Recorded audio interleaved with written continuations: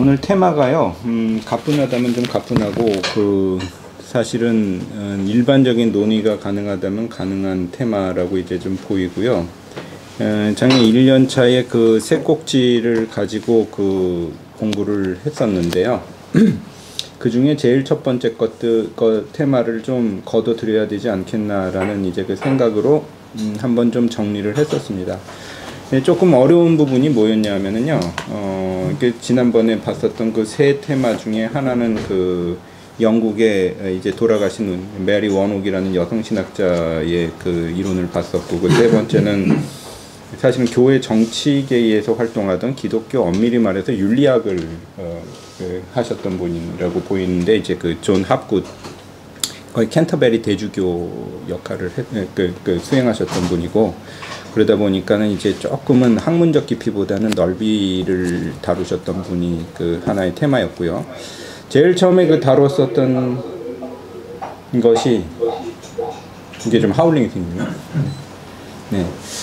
제일 처음에 다뤘었던 테마가 데이빗 리빙스턴이라고 하는 아일랜드의 벨파스트의 지리학자의 연구를 다뤄서 그때 다뤘었던 연구가, 저 책을 잠깐 좀 뽑아볼게요. 원본의 소지를 갖다 한번 좀 보는 게 좋을 것 같아가지고.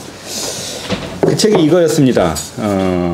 Dealing with Darwin이라고 하는 거. 제가 지난번에 개요를 소개해 드렸었고, 이 텍스트, 지금 이제 작성되어 있는 텍스트의 한 절반 정도의 이야기는 그때 이제 다뤘었던 얘기를 연속을 가지고 좀, 조금만 편집을 하든지 이런 의미로 좀 다뤘었고요.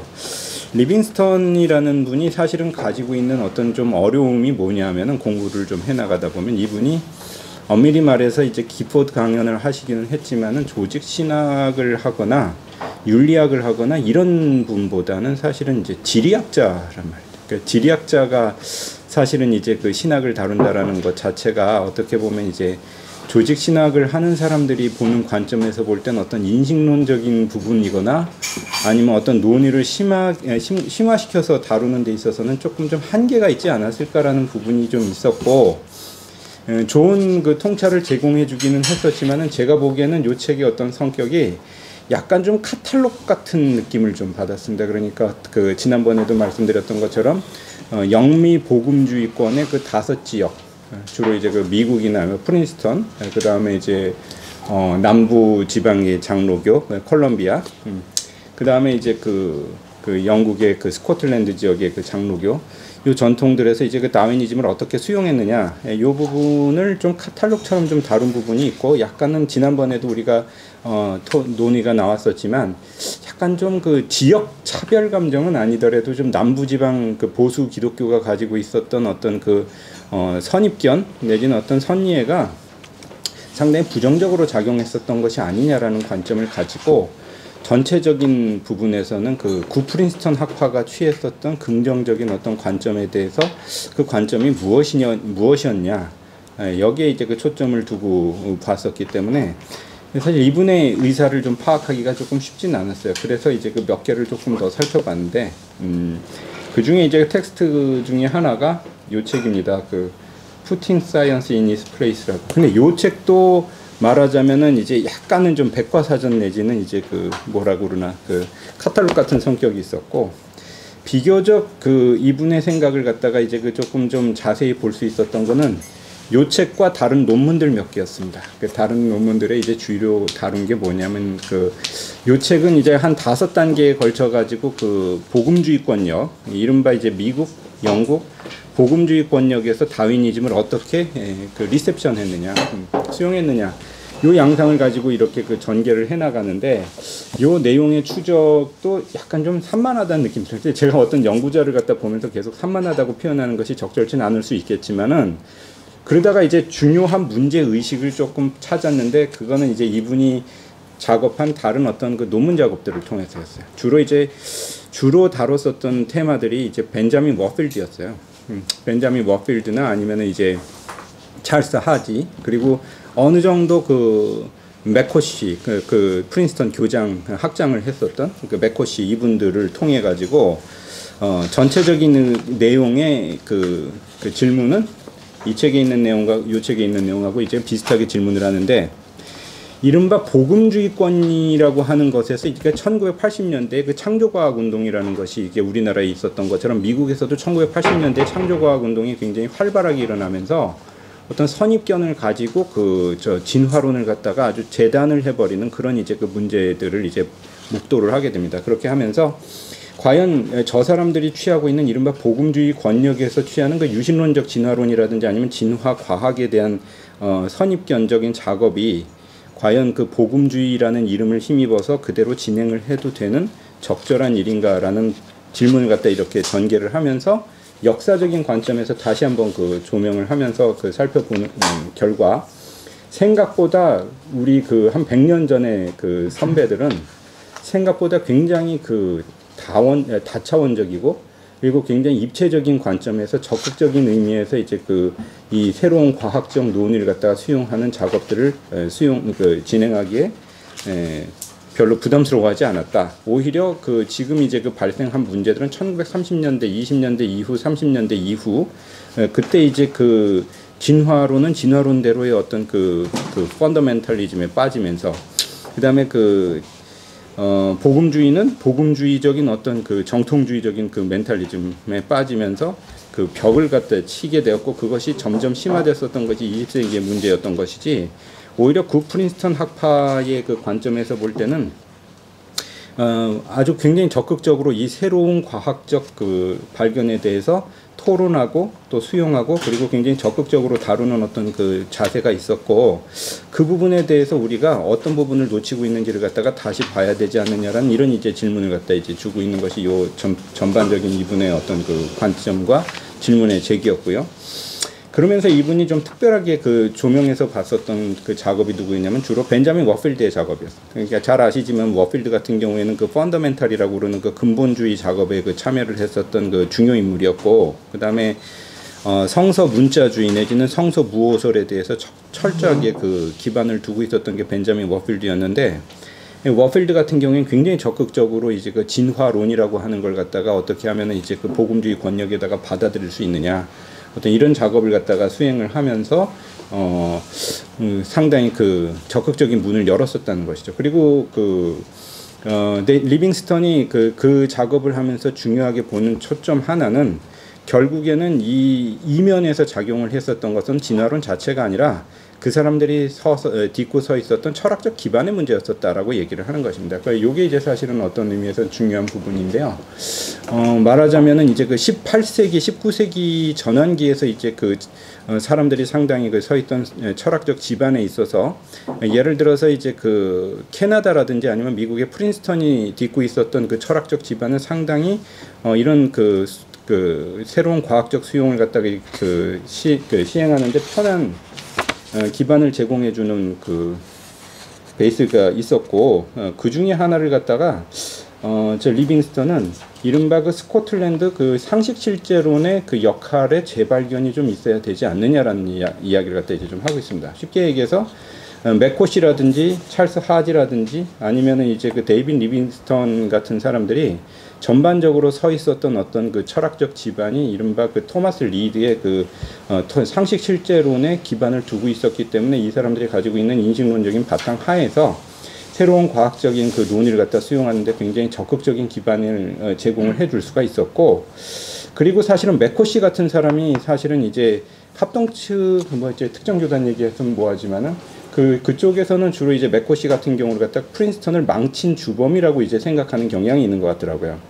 근데 사실은 이제 맥코시가 토마스 리드의 상식 실제론을 영어로 미국으로 수입을 시킨 가장 중요한 인물이었고, 그 다음에 프린스턴의 어떤 사상을 갖다가 상당히 좀 적극적으로 개조를 하려고 그랬었던 그런 좀 선구적인 인물이었다는 것을 갖다 조금 좀 볼 필요가 있다라는 것입니다. 그래서 우리가 결국에는 리빙스턴이 좀 굉장히 좀 중심을 가지고 이제 봤었던 부분이 뭐냐면은 사실은 이제 상식 실제론이라고 하는 것이 어떻게 보면은 19세기, 20세기에 프린스턴을 갖다가 이제 끌어나갔었던 굉장히 중요한 흐름이었고, 오히려 그 이후에 진화론이라든지 아니면은 과학적인 대화를 갖다 이제 단절시켰었던 것은 그 펀더멘탈리즘이 가지고 있었던 근본주의적인 어떤 정신이었었던 것이지 그것이 곧 복음과 반진화론을 갖다가 그 일치시켜야 되는 이유는 없다라고 이제 그 보인다. 그러면서 이제 워필드를 많이 이제 그 얘기를 합니다. 제가 최근에 워필드에 대해서 이제 그 다루고 있는 그 조금 보수 쪽의 그 논문들이나 연구들을 보니까 상당히 좀 곤혹스럽게 생각하는 게 워필드인 것 같아요. 왜냐하면 이제 워필드라는 인물 자체가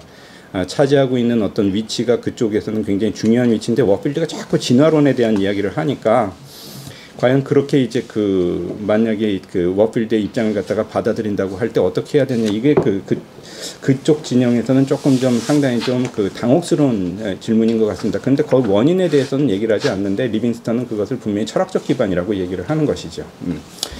그런 부분들을 이렇게 좀 살펴볼 수가 있을 것 같습니다. 그래서 전반적으로 요 글은 제가 조금 그 살펴보면 들어가는 말은 조금 좀 간단하게 보겠습니다.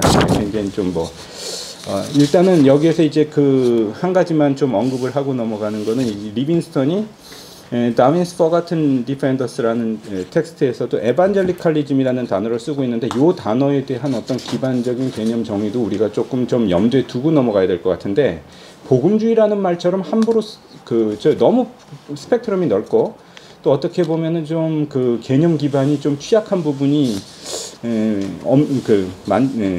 있는 단어가 많지 않을 정도로 복음주의가 좀 넓게 쓰이는 경향이 있는데 우리나라에서 복음주의는 잘못하면 펀더멘탈리즘하고 같이 이렇게 결부가 되는 경우가 있는 것 같아요. 그런데 리빙스턴이 이 앞부분에서 그 부분에 대해서는 이제 얘기를 갖다 염두에 두고 하는 것을 이제 보면서 이분이 이제 정의하는 그 에반젤리칼리즘은 그저 제가 볼 때는 19세기의 명미의 장로교가 서 있었던 보편적인 기반을 갖다 통틀어서 그냥 복음주의라고 이제 얘기를 하는 경향이 있다. 그 부분에 대한 설명은 제가 각주 4번과 이제 몇 번, 한 두어 개에 걸쳐서 이렇게 다루고 있습니다. 이 사람이 쓰고 있는 복음주의의 내용이 뭐냐.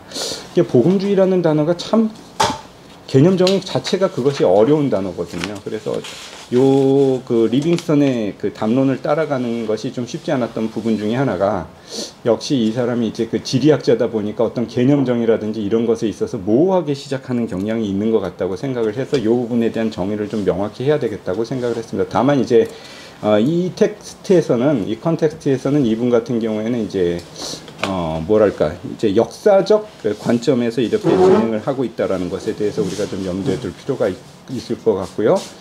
요게 조금 글자를 키운 것 같기 때문에 제가 이제 텍스트를 갖다 좀 따라가면서 몇 가지 좀 초점을 가지고 얘기하겠습니다. 이 일은 서론은 좀 간단히 넘어가고요. 이 진화와 마주선 영미 복음주의, 진화 앞에선 19세기 복음주의 신학. 이 텍스트는 전반적으로 그래서 리빙스턴의 어떤 관점을 따라서 통시적 그리고 공시적 관점에 따라서 전반적인 내용을 갖다가 이제 분석을 한 것을 이제 좀 따라가는 식의 어떤 그런 구성을 가지고 있습니다.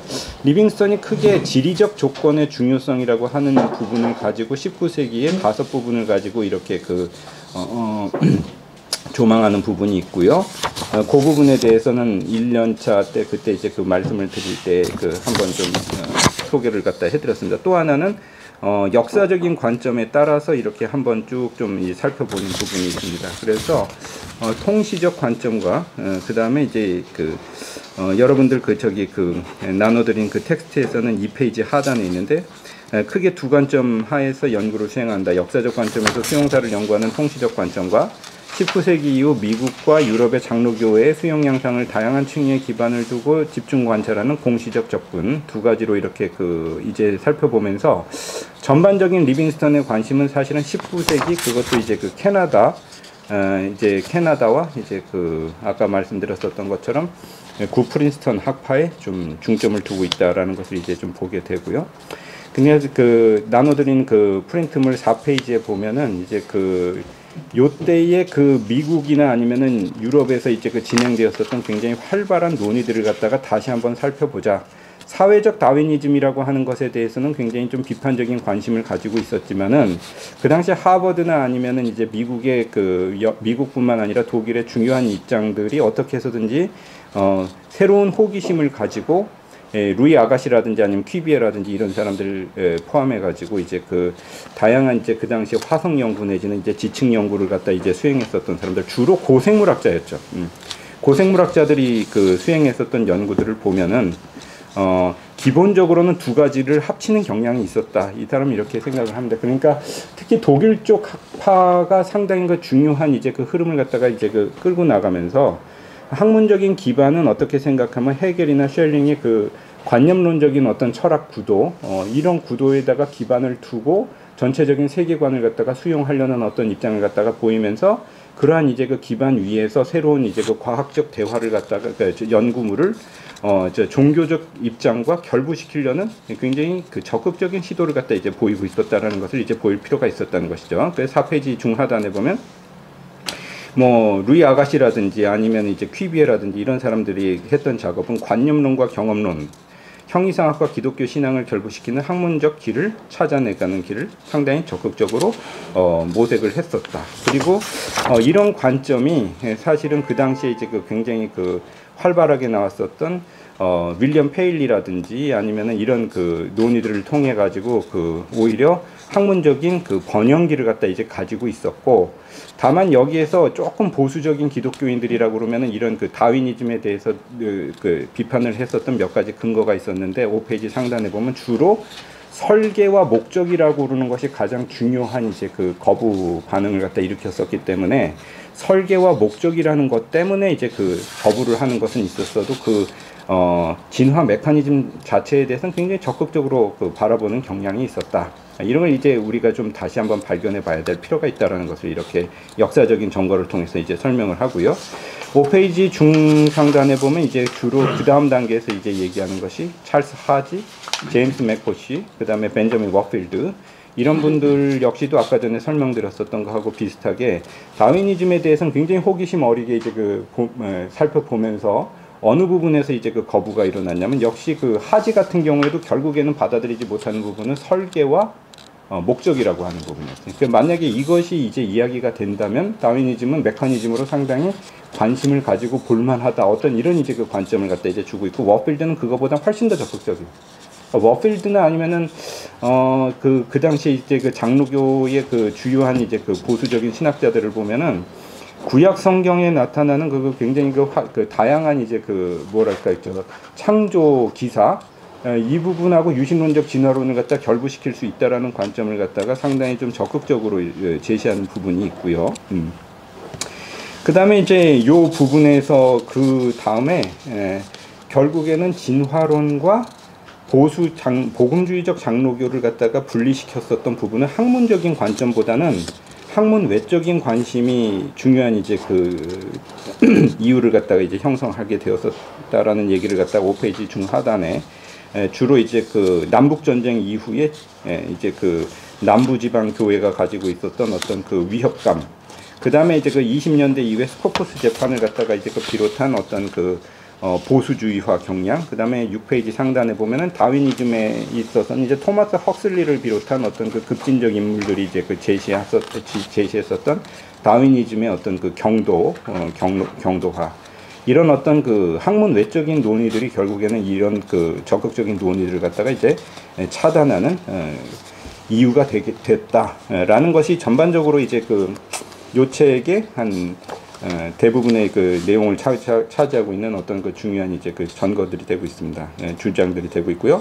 그다음에 6페이지 이하 보면 이제 그 지리적 차이는 학문적 수호용으로 이제 작용하는가라고 하는 건 아까 전에 말씀드렸던 것처럼 이제 그 19세기 이후에도 이제 이거는 1년차 때 이제 전반적으로 이렇게 한번 좀 소개를 해드렸었던 내용이기 때문에 토론토, 프린스턴, 그 다음에 벨파스트, 그 다음에 스코틀랜드, 아버딘과 에딘버러를 비롯한 이제 이 지역들에 있어서 다윈이즘이 똑같은 다윈이즘이라고 해도 굉장히 다양한 차이가 날 수밖에 없었다. 왜 났을까라는 거에 대해서 한번 좀 살펴보자라는 것에 대해서 딜링 위드 다윈이라는 텍스트에서 이렇게 좀 살펴봤었던 부분을 소개하고 있었고요. 결국 리빙스턴이 주장하는 내용이 뭐냐면 9페이지 이하의 부분인데, 요거는 이제 지금 작동을 잘 안 해서 지금 안 올리고 있습니다. 네, 9페이지 이하의 그 부분인데, 요게 이제 사실은 리빙스턴에게 있어서는 사실은 중요한 그 주장을 이루고 있는 하나의 그 초점이 된다고 하는 부분이 이것입니다. 결국 진화 개념을 수용하고 있는데 각자가 서 있었던 철학적 기반 때문에 각자 동상이몽을 하면서 쉽게 말해가지고 수용사도 달라지고 각자의 지평 융합을 했었다는 얘기라는 것이죠. 그래서 결국에는 그 몇 가지를 갖다 이제 그 볼 때 9페이지 하단에 보면은 다윈주의를 실체적 9페이지 중간쯤에 보면 비교적 토론토는 베이컨의 경험론적 철학을 기본적인 어떤 베이스를 갖다가 삼고 있었기 때문에 다윈이즘에 대해서 굉장히 적극적인 관심을 가지고 있었다라는 것을 갖다 얘기를 하고요. 그래서 토론토는 그 이후에도 진화론이라고 하는 것에 대해서 굉장히 적극적인 그 대화를 갖다 수행하는 천명 역할을 갖다 해왔고 지금까지도 그렇게 하고 있다. 결국에는 이제 토론토가 갖고 있는 굉장히 리빙스턴 입장에서 볼 때는 긍정적이고 적극적인 철학적 기반을 통해서 이런 이제 일들이 일어났다는 것을 우리가 좀 봐야 되지 않겠느냐라고 얘기를 하고요.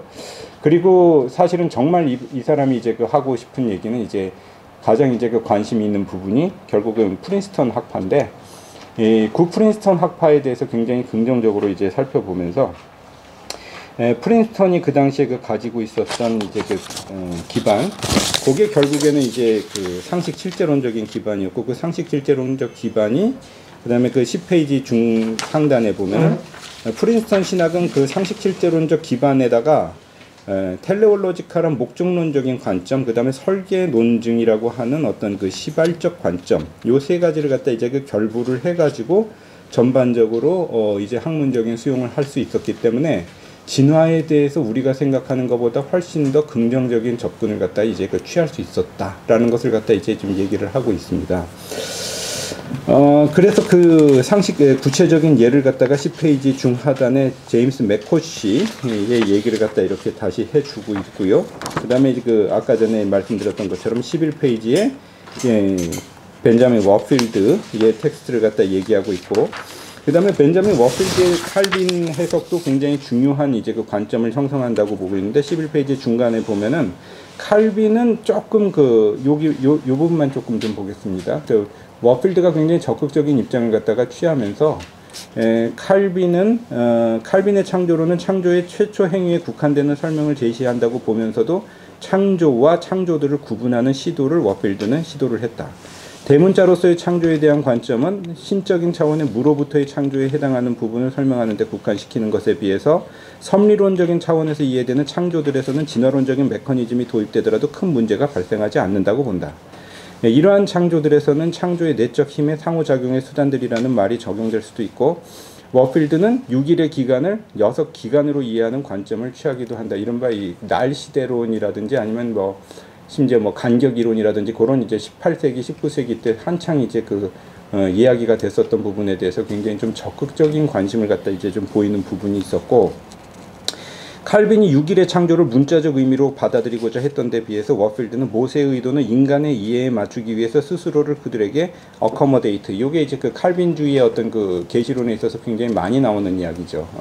이것의 측면을 보여주었었던 것이지 그것을 문자적인 얘기로 이해할 필요는 없다라는 것을 갖다 굉장히 좀 적극적으로 얘기했고, 이런 워필드의 입장은 사실은 이미 루이 아가씨를 비롯한 그 앞 단계의 그 과학과 신앙의 대화를 갖다가 추구했었던 사람들이 가지고 있었던 주장들을 상당히 적극적으로 받아들이는 가운데서 일어났었던 양상이 있다라는 것을 이렇게 좀 설명하고 있습니다.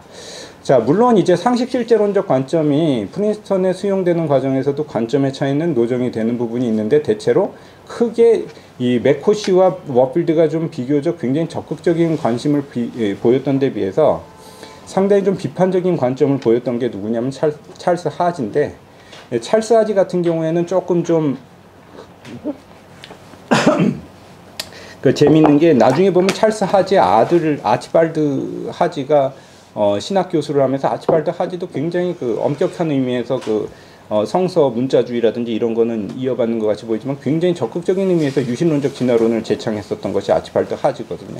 그렇게 보면은 사실은 아버지의 어떤 이론에서 많이 벗어나서가 아니라 하지 자체가 이미 어떤 의미에서는 이런 뉘앙스를 갖다 이제 풀어나갈 뉘앙스를 갖다 이제 보여주고 있다라는 것을 이제 인지를 해야 되는데, 하지 자체도 사실은 굉장히 상식 실제론적인 관점에 기반을 두고 다윈이즘에 대해서 굉장히 적극적인 연구를 한 바가 있고, 하지가 결정적으로 배제한 것도 사실은 목적 논증하고 설계 논증이었던 것이지 메커니즘 자체에 대해서는 굉장히 적극적인 관심을 가지고 있었던 것을 우리는 인지할 수 있다. 그래서 리빙스턴의 어떤 그 구프린스턴 연구를 갖다 이제 볼 때 그 핵심적인 내용을 갖다 이제 보게 되면은 구프린스턴 학파는 생각보다 굉장히 적극적인 의미에서 진화론이라든지 새로운 어떤 과학적인 어떤 그 관점에 대해서 이제 대화를 하려는 추구가 있었고, 그것은 이들이 가지고 있었던 굉장히 적극적인 그 상식 실제론적인 어떤 관점이 긍정적으로 작용을 하고 있는 부분이 있었기 때문이다. 물론 이제 그 결과적으로 보면은 이제 그 하지는 다윈을 갖다 결론적으로 보면 굉장히 비판을 하고 이제 무신론적이거나 반신론적이라고 결론을 내리기는 합니다.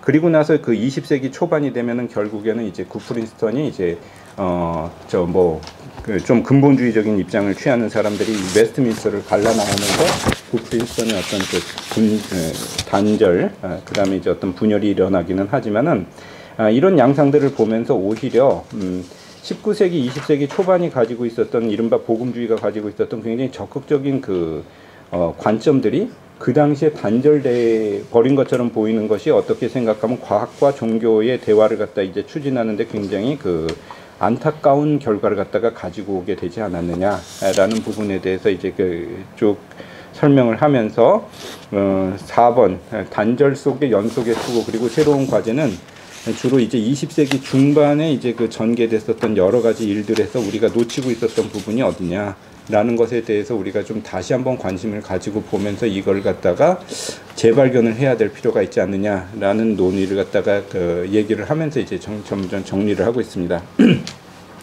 14페이지 중반쯤에 나눠드린 이제 텍스트를 보면 이러한 관점에서 리빙스턴이 제안한 역사적 관점 및 지리학적 관점에 따른 통시적, 공시적 접근의 적용은 진화를 둘러싼 기독교와 과학의 대화를 추구함에 있어서 이안바보와는 또 다른 관점을 제공해 줍니다. 방법론적으로 볼 때 진화론의 수용이 하나의 층이 하나의 관점에서 이루어졌다고 생각하지 않는 다면적 관점을 제안하고 있으며, 하나의 주체가 어떤 특정 이론을 받아들이는 자세에 대해서 집중하기보다 다양한 주장들이 만나는 가운데 불꽃이 일어나는 플래시 포인트라고 부르는 지역적 초점을 중심으로 다양한 창발적 모습이 일어나는 양상에 대해서 주목하도록 관심도 촉구하고 있습니다.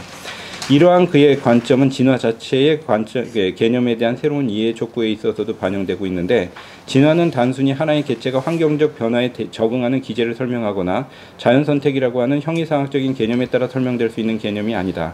고생태학자 그 베네트의 주장에 따라서 비선형적이면서 유전형과 표현형 사이에 카오스적 역동성에 따라 이루어지는 창발성 속에 형성되어가는 패턴을 담고 있는 개념이라는 것이다. 적어도 19세기 초 칼빈주의에 입각했던 유럽과 미국의 장로교는 이러한 창발성을 주목할 수 있는 관점을 갖추고 있었다고 보고 있다. 이후의 시기에 각자의 길을 걷고 형리상화되면서 상실했던 이러한 관점을 회복시킴으로써 기독교와 과학 사이의 역동적 대화를 시도해야 한다는 관점을 과제로 제시하고 있다. 요게 이제 그 사실은 리빙스턴이 이제 보고 있는 중요한 이제 그 초점이고, 단순한 그 설명보다는 어떤 요런 놓치고 있었던 관점이 무엇인가에 대해서 재발견하는 것이 중요한 이제 그 내용을 형성하고 있다라고 하는 부분을 우리는 좀 주목해 볼 필요가 있을 것 같습니다. 전체적으로 이렇게 좀 정리를 하고 나가는 말을 이렇게 쭉 보면서 몇 가지 보면 이제 그 철학적 관점도 결국에는 중요하지만은 그리고 그 사실은 20세기 초반 이후 신학과 과학계가 갈등으로 달려가게 된 거는 학문적 논의가 아니라 각자가 형이사학적인 관점을 취했을 뿐이다. 그렇기 때문에 오히려 이것이 진리의 주장이라고 이야기는 어렵다라는 것이죠. 그래서 오늘날 치열하게 서로의 진영에 대해서 비판적 목소리를 높이고 있는 양상을 볼 때 이러한 논쟁 가운데서 과학적 개념 자체에 대한 진지한 탐구보다 그들의 철학이 기반하고 있는 토대주의적 사유구조의 패러다임의 지배를 받고 있는 경우를 보는 경우가 훨씬 많다. 이러한 기반으로부터 자유로워질 때 지난 세기 진화에 대한 담론이 형성해온 인문학적 산출을 흡수하고 대화하며 신학이 한층 더 업그레이드 될 수 있는 길을 찾을 수 있을 것으로 사료된다. 어떤 그런 이제 그 입장을 갖다가 리빙스턴이 좀 보여주고 있는 부분이 있고요. 그리고 한편으로 한국 사회에서 진화의 개념에 대한 논의를 조금 뒤에 부분만 좀 읽고 정리하겠습니다. 진행시키는 가운데 20세기 초 이후 단절되었던 미국의 예를 다 따라가면서 보다 역동적인 논의의 장으로 끌고 가지 못한 것은 아쉬운 일이라고 할 수 있습니다.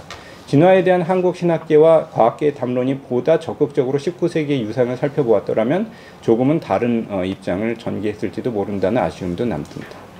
리빙스턴의 관점을 볼 때 여전히 질문은 몇 가지 남아 있는데, 일단은 지리학자로서 작업을 수행하면서 진화에 대한 여러 개념에 대해서 이론적 차원에서 깊이 다루지 못한 것을 보이는 것은 좀 아쉬운 부분이라고 볼 수 있습니다. 이게 사실은 리빙스턴 텍스트를 보면서 가지고 있었던 굉장히 아쉬움인데, 뭘 좀 깊이 들어가려고 그러면은 그냥 아까 제가 카탈로그라는 표현을 갖다 좀 썼지만, 제시를 하다가 그냥 관점 제시하고 끝나고 이런 부분이 이렇게 좀 전개되는 것 같아서 어떤 논의가 깊게 들어갈 수 있는 부분이 좀 차단되는 것 같은 느낌이 드는 거는 제일 좀 갑갑했던 부분이고요.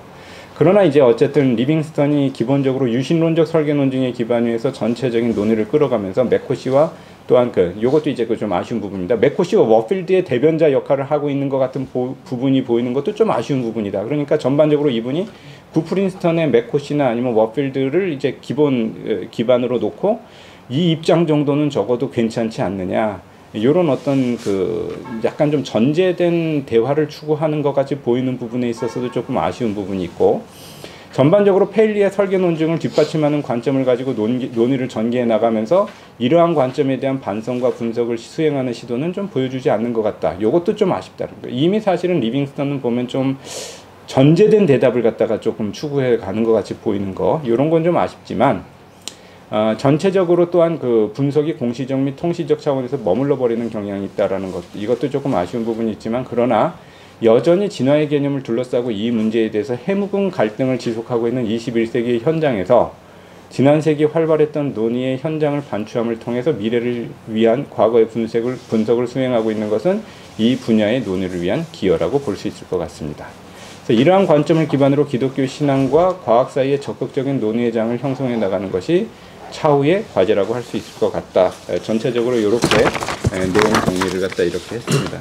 한 가지만 이제 좀 말씀드리면, 아까 전에 한편으로는 그래서 아쉬운 부분도 있지만, 다른 편으로 보면은 요 주제를 중심으로 세부적인 어떤 하위 주제를 한 두세 가지 정도 설정을 해가지고 좀 깊이 들어갈 수 있는 부분은 꽤 많을 것 같아서, 오히려 저한테는 이 테마가 그 다음 단계를 위한 어떤 기반 길잡이 역할을 해주는 그런 이제 역할을 수행한 부분이 있다라고 이제 생각이 들어요. 그래서 사실은 이제 논의를 이제 전개할 때에도 대부분 그렇게 느끼실 겁니다. 뭔가 더 들어가다가 아쉽고, 뭔가 좀 더 진행하다가 뭔가 좀 예의가 덜 된 것 같은 그런 부분이 좀 발견이 아마 되실 것 같은데, 어쨌든 조금 더 나은, 조금 더 심도 있는 질문을 제기하기 위해서 어떤 것이 필요한가, 이런 식의 어떤 질문이 좀 제기가 되면은 좋을 것 같습니다. 전체적인 내용은 이렇게 이제 좀 정리를 하고요. 저는 발표는 이렇게 마무리를 하겠습니다. 예, 발표 감사드립니다.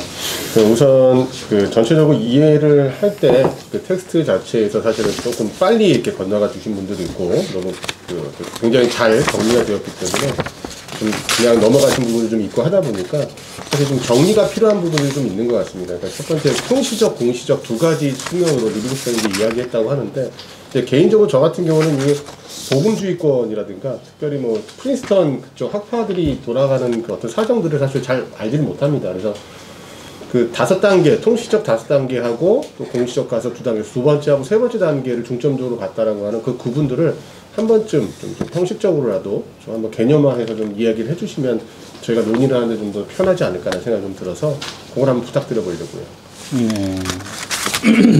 간단히 지금 말씀 사회 입장에서 이제 말씀을 하신 것처럼, 이제 여러분들한테 이제 드린 텍스트의 에서는 2페이지에서 3페이지 정도 부분이고요.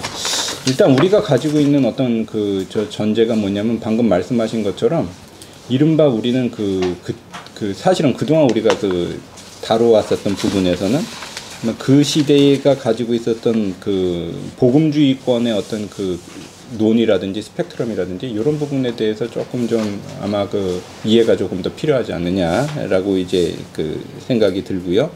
사실은 우리 보면은 이제 조금 좀 광범위하게 이제 좀 얘기를 하면은 17세기 보통 이제 사람들이 생각하는 개혁파 정통주의가 이제 스코틀랜드를 중심으로 이렇게 형성이 된 다음에, 그 다음에 이제 그쪽에 이제 그 개혁파 정통주의, 그 다음에 미국의 어떤 그 정통주의적인 흐름들, 그 대각성 부흥운동 이을 전후로 해가지고 이제 그 진행이 됐었던 어떤 미국의 그 흐름들, 요 부분에 대해서는 이제 신학적으로는 사실은 그쪽에 이제 그 연속성을 가지고 가면서 그 안쪽에 있는 내용에 있어서는 지금 그 리빙스턴이 형성하고 있는 한 5가지 부분이 전체적으로 그 당시에 장로교를 형성하고 있었던 주요 부분이라고 하는 것이 맞는 것 같습니다. 이 부분에 대해서는 그 사실은 리빙스턴도 누구를 조금 인용하고 있냐면, 아마 우리나라에도 옛날에 번역이 되어 나왔었던 것 같은데, 그 조지 마스든이라고 그러는 칼빈 신학교의 그 역사신학 교수가 있죠. 그분이 이제 그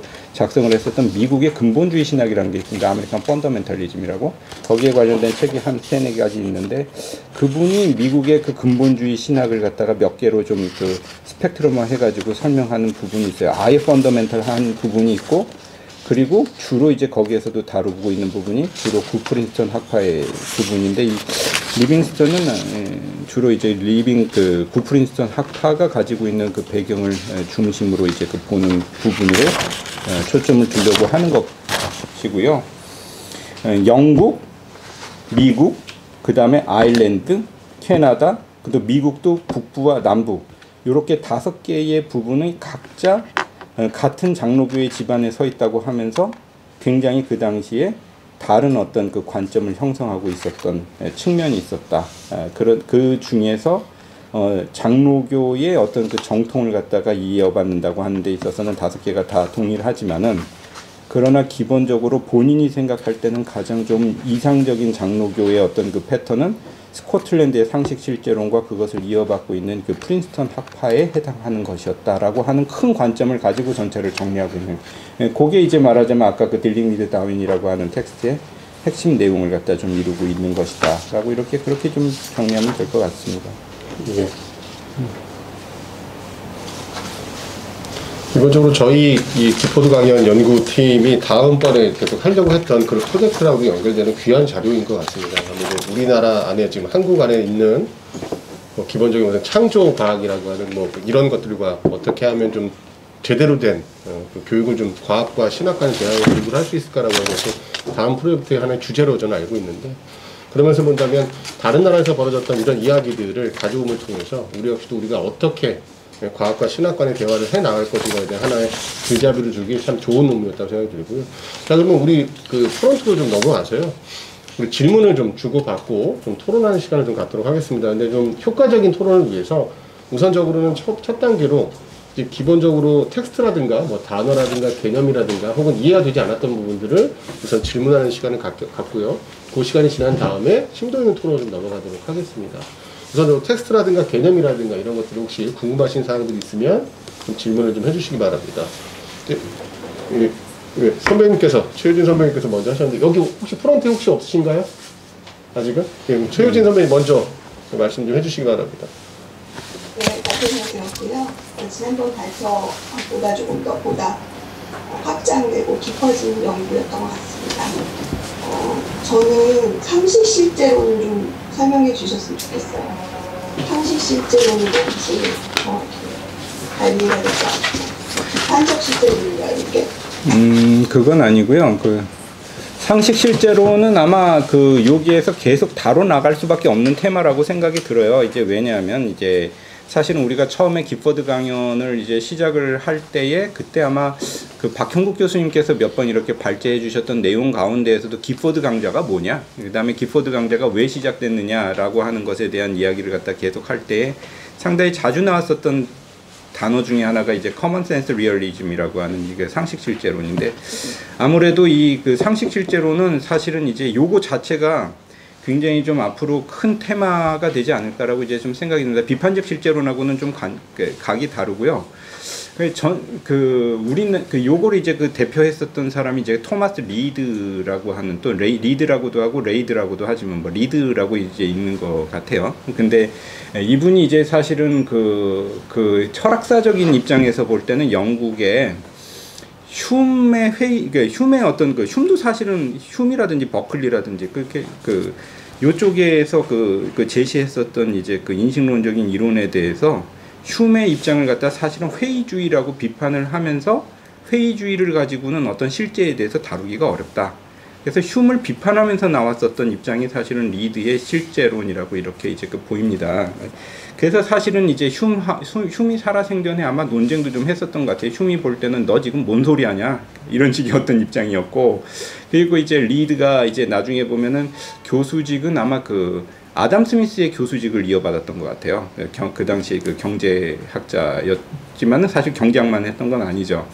그러니까 이제 회의주의적인 입장에 따라서 내지는 이제 그 어떤 굉장히 극단적인 어떤 그 경험주의적인 관점에서 일어나는 것이 아니라 이미 우리가 어떤 것을 갖다 인식하고 생각하고 이제 형성할 때 이미 그 뒤에 실제가 있어서 그 실제 하고의 어떤 그 실질적인 상응관계가 이제 그 성립을 한다라는 어떤 관점이. 그러면 여기 있는 그 실제는 어떤 신적 실제라고 이제 얘기를 한다면 굉장히 좀 분명하고 단순해져요. 그러니까 굳이 따지면 이게 약간 좀 어떤 입장에서는 뒤에 이제 그 뭐라 그럽니까? 그 몇 가지 원칙을 얘기하는데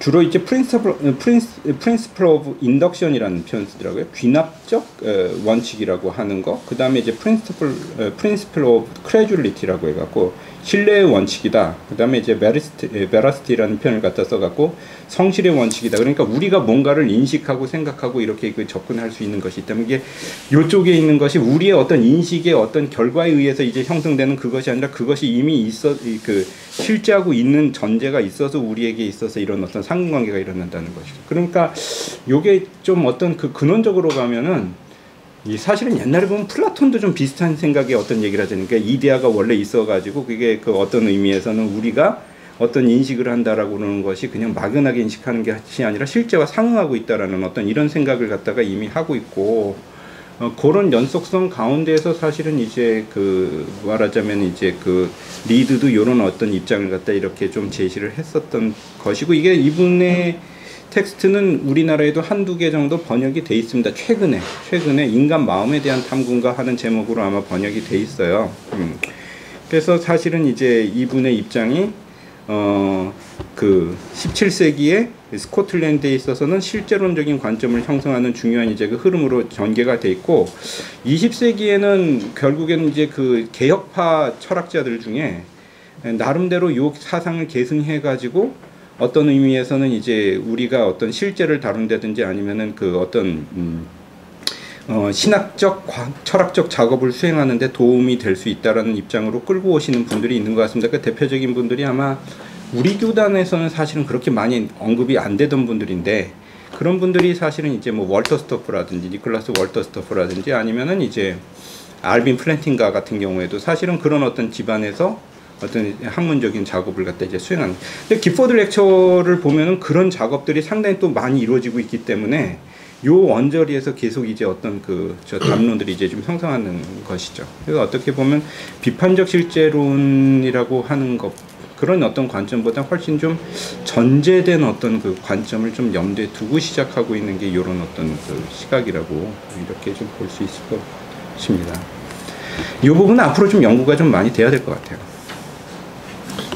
리드 같은 경우는 사실 거의 뭐 철학사에서도 등장하지 않는 인물이라서 사실 좀 낯설긴 한데 아마 기본적으로 여기 그 10페이지에 나와 있는 것처럼 아마 휴움이 얘기했던 회의주의에 대한 반동으로 약간 소박한 실제로를 다시 갖고 온 하나의 학파로 봐야 될 것 같습니다. 특히 뭐 버클리랑 좀 연결해서 얘기를 한다면 버클리 같은 경우는 관념론자지만 기본적으로 우리가 갖고 있는 인식의 하나의 근거를 신에게로 찾고 있지 않습니까? 그러니까 존재의 근거를 그런 의미에서 이제 소박한 실제로는 다시 뭐 재번역 뭐 그렇게 좀 보면서 좀 접근하게 되니까 비판 실제로는 아마도 뭐 1900년대 이후에 뭐 비판 철학 이후의 이야기니까. 네, 아무래도 이제 그래서 뭐 방금 전에 이관표 교수님 말씀하신 것처럼 어쩌면은 그렇기 때문에 오히려 그 철학사에서는 많이 안 다뤄진 게 아닐까라는 생각도 들거든요. 왜냐하면 그 시대의 어떤 그 흐름을 갖다가 싹 같이 가는 것보단 신학적 입장에서 좀 역행한다는 느낌이 좀 들고요.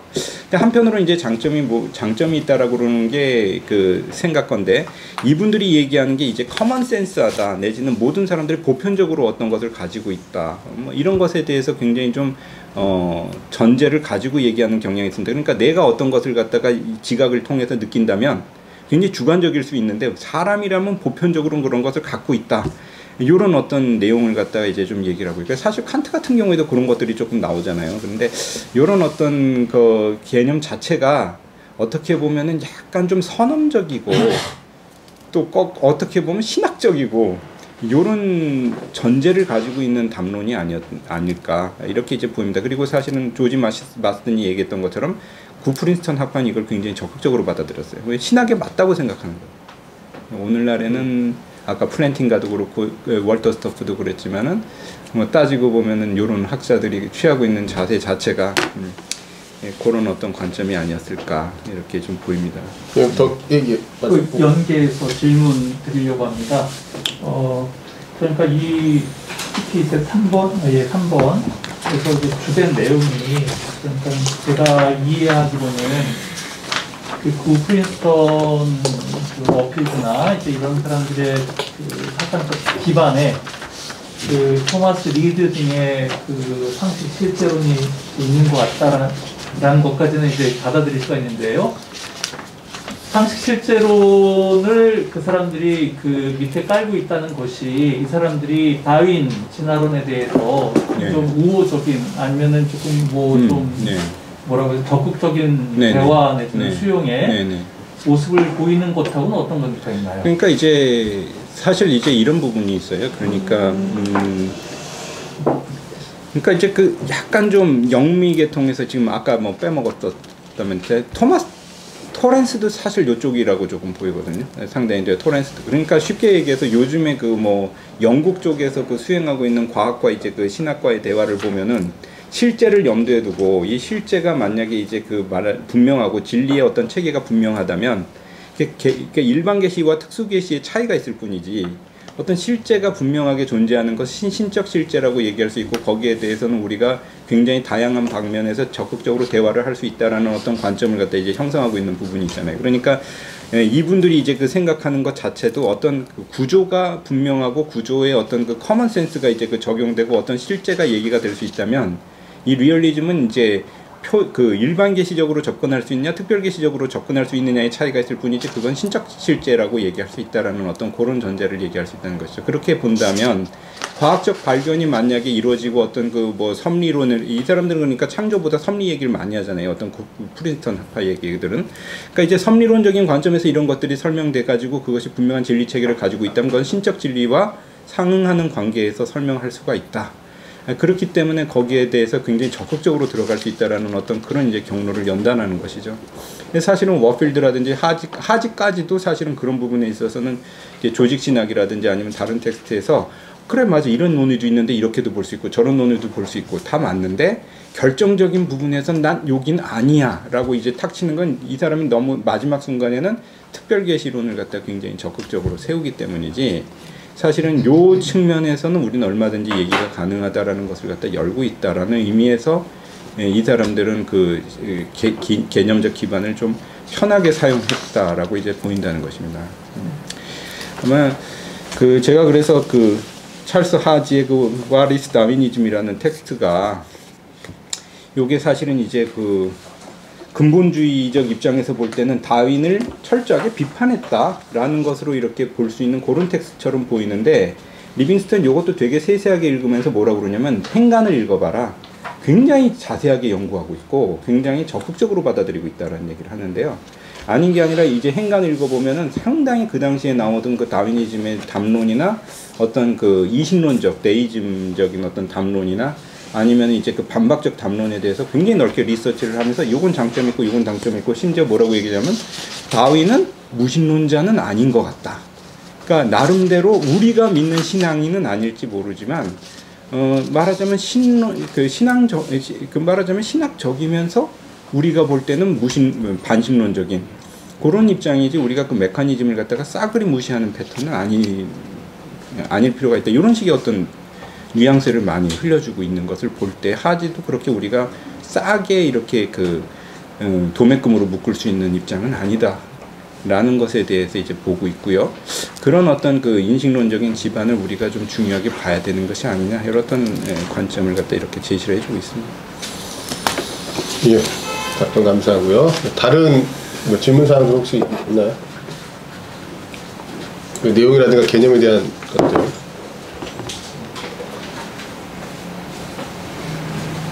그럼 이야기를 좀 넓혀서 질문과 토론을 좀 이어가도록 하겠습니다. 이제 전체적으로 좀 심도 있게 뭐 종합적인 이야기라든가 혹은 뭐 전체적으로 좀 논의하고 싶은 사항들까지 좀 적극적으로 뭐 다양한 이야기를 좀 끄집어서 한번 토론을 시작해 보도록 하겠습니다. 뭐 빠르게 없으면 제가 하나 던지고 이야기를 한번 시작해 볼까요? 그러니까 사실 보면 리빙스턴이 이제 구 프린스턴 학파를 칭찬하면서 얘기했던 게 이제 상식 실제론이라는 이야기를 하고, 상식 실정이라고는 근본적인 바탕 위에서 과학과 신학의 대화를 나눴다라고 하는 긍정적인 측면을 이야기했는데, 리빙스턴은 더 이상 거기에 대해서 긍정하고 있는 건 아닌 거죠. 그러니까 상식 실제론이라는 게 신이라고 하는 근본 바탕이 있고, 그 위에서 한쪽은 진화, 한쪽은 뭐 신화이라고 하는 그 두 개가 같이 담길 수 있는 그릇이 상식 실제론이었으니까. 네네. 근데 현실에 와서는 더 이상 그거는 의미는 없지 않습니까? 20세기에 와서. 그래서 보면 지금 작성해 주신 글에 그 페이지 13페이지를 보면 진화론적 윤리의 형성이라고 하는 것들을 또 새로운 개념으로 제안을 하고 있는 것 같습니다. 네, 요거는 이제 사실은 딜링 위드 다윈보다는 사실은 요 텍스트의 뒤에 부분에서 나누고 있는 그 결론 같은 부분에서 이제 얘기를 하는 거예요. 그러니까 쉽게 얘기해가지고 진화론이라는 것을 갖다가 어떤 진화론이 저도 이렇게 그 유신론적 진화론이라고 얘기를 할 때 사람들이 저는 너무 이 부분에 대해서 좀 이제 고루한 논쟁은 이제 좀 그만했으면 좋지 않겠나, 저는 개인적으로 그렇게 생각을 하는데, 사실은 이제 그 과학이라고 하는 것을 말하자면 이제 정의하는 개념 자체가 뭐 어느 특정 그룹에 대해서 우리가 비판을 갖다가 극단적으로 하는 걸 제가 목적으로 하지는 않지만, 창조과학회에서 이제 그 제시하는 어떤 과학의 담론이나 아니면 그 개념 주장 그 자체가 사실은 과학이라고 하는 개념 자체를 갖다가 저는 좀 왜곡하고 있다고 이제 생각이 들거든요. 그럼 어떻게 생각하면 과학이라고 하는 것이 가지고 있는 어떤 그 가설 체계라든지 아니면 합리적인 어떤 진리 체계라든지 진리에 대한 어떤 탐구 체계라든지 이런 모든 그 장점을 갖다가 무시하고 어떻게 생각하면 형이상학화 시키려고 하는 것이 그것 자체가 가지고 있는 어떤 한계라고 보이는데, 말하자면 유신론적인 진화론을 우리가 조금 더 적극적으로 얘기를 할 수 있다라고 한다면, 진화론적인 어떤 그 기제나 진화론적인 어떤 그 세계관, 내지는 세계관보다 이제 진화론적인 어떤 설명 기제에 따라서 형성할 수 있는 굉장히 적극적인 어떤 그 담론 형성들이 있어요. 그러니까 뭐 지난번에 우리가 많이 나왔었던 얘기 같은데, 예를 들어서 인간 원리라고 하는 것이 그 극단적으로 우리가 주장이 되면서 인간 이외의 것들은 사실은 다 저열하게 보는 경향이 있었잖아요. 어떻게 보면은 그게 아니라 어떻게 생각하면은 굉장히 좀 뭐랄까, 단지 좀 양적인 모멘텀이 질적인 모멘텀을 좀 넘어간 부분이 있는 것이지, 사실은 다른 어떤 그 창조물들이랄까, 뭐 동물이라고 그럴까, 이제 그 심지어 이제 식물계라고 하는 것까지도 우리가 같은 어떤 그 필드, 어떤 이 세계의 그 영역 안에서 존재하면서 네트워크를 형성하고 있는 어떤 타 존재에 대해서 어떻게 생각하면은 그런 부분에서 이제 그 생태학적인 것뿐만 아니라 어떤 그 존재적인 어떤 이유를 갖다 이제 존재론적인 질문을 갖다가 질문하면서 이제 그 얘기하는 그런 부분의 어떤 그 담론까지 형성하는 적극적인 대화를 갖다 이제 그쪽에서 이제 형성된 것들을 흡수해 가지고 와 가지고 기독교가 가지고 있는 어떤 그 담론을 갖다가 조금 더 활성화시키는데 사용할 수 있는 방안들이 이제 그 모색이 돼야 되는데, 그럼 인간 원리적인 측면에서 아피아 이렇게 그냥 나눠버리면은 결국 영혼 구원만 이제 중요하게 되는 것이고, 나머지에서는 별로 중요하지 않은 부분이 되는 것처럼 이제 분리시키는 문제가 발생을 한다는 거죠. 근데 그거에 비해서 오히려 60년대, 70년대 이후에 뭐 지난번에 우리 그 이용주 박사님 발제하셨던 홈스톤 3세 있잖아요. 뭐 예를 들어, 그러니까 뭐 그런 어떤 담론들 비롯해 가지고 이런 논의들도 지금 리빙스턴이 언급을 하거든요. 그런 사람들이라든지 이런 것들을 얘기하면서 이런 굉장히 다양한 네트워크 안에서의 어떤 담론을 갖다 이제 통해 가지고 생명 가치의 존중, 이타주의의 발견, 협력의 가치, 자기 희생의 특질, 그리고 이제 우리가 보면은 그 동안에 동물 세계에서 일어나는 부분은 다 갖다 버려도 된다. 이런 거에 비해서 오히려 동물 세계 안에서 이타주의가 어떻게 발생을 하고 있느냐.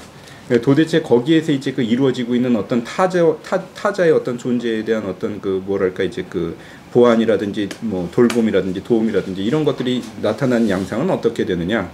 이런 것들에 대해서 굉장히 좀 적극적으로 보면서 어떤 담론 안으로 흡수하는 작업들이 오히려 그 관점 전환을 통해서 좀 더 적극적으로 일어날 수 있지 않느냐라는 것에 대해서 뒤에 좀 뉘앙스를 갖다 좀 남겨주고 있어요. 그래서 사실은 계속 그 얘기를 하면서 하는 얘기가 너무 기독교 신학이 그 이른바 복음주의 신학이죠. 80년대까지 영미 복음주의 신학이 어떤 인간 원리, 정점, 그 인간 외 다른 존재 이런 어떤 관점을 이렇게 나누면서 이제 그 전개했었던 문제들이 오히려 그 기독교 담론의 한계를 초래했던 게 아니냐라는 반성을 좀 해봐야 된다라는 그런 어떤 개념을 얘기하는 것이죠.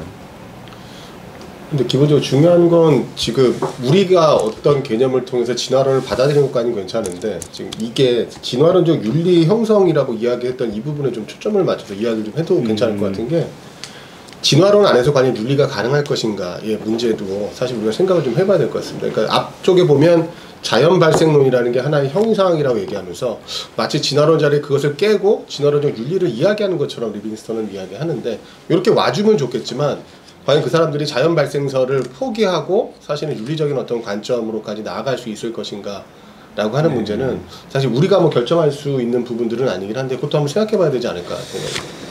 예. 그 부분은 그쪽하고 이제 그쪽에서 형성되는 담론을 조금 더 적극적으로 보면서 이제 좀 살펴볼 필요는 있을 것 같은데 우리가 보통 아까 전에 왜 소셜 다윈이즘이라는 표현을 갖다 얘기하고 소셜 다윈이즘을 비판했냐면 보통 우리가 볼 때 진화론이라고 그럴 때는 크게 볼 때는 윤리적인 측면에서 그 얘기가 전적으로 그 중요한 어떤 그 선입견을 형성하고 있는 것 같아요. 그 뭐 이제 자연 선택도 그렇고 그다음에 적자 생존, 그다음에 경쟁 원리.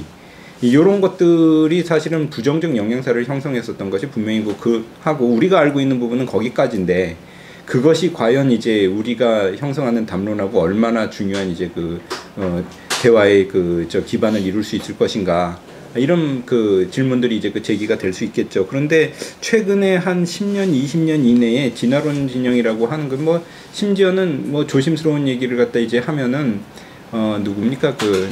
사실은 올해 그 코로나 사태 막 일어나고 뭐 생태 신학에 대한 관심 다시 얘기하고 그렇게 하면서 오히려 진화론 진영에서 얘기하시는 그 입장들이 갑자기 이렇게 좀 떠오르고 있잖아요. 그렇게 어떻게 보면은 그렇죠. 인간 원리가 아니라 오히려 그동안 놓쳤었던 게 뭐냐. 정인이 생태니 이런 것들을 오히려 역으로 이렇게 봐야 되는 것이 아니야. 근데 거기서 주로 얘기가 나오는 어떤 그 사람들이 뭐 따지고 보면 우리가 조심해야 되지만 뭐 조심할 필요는 전 없다고 보시면 빨리.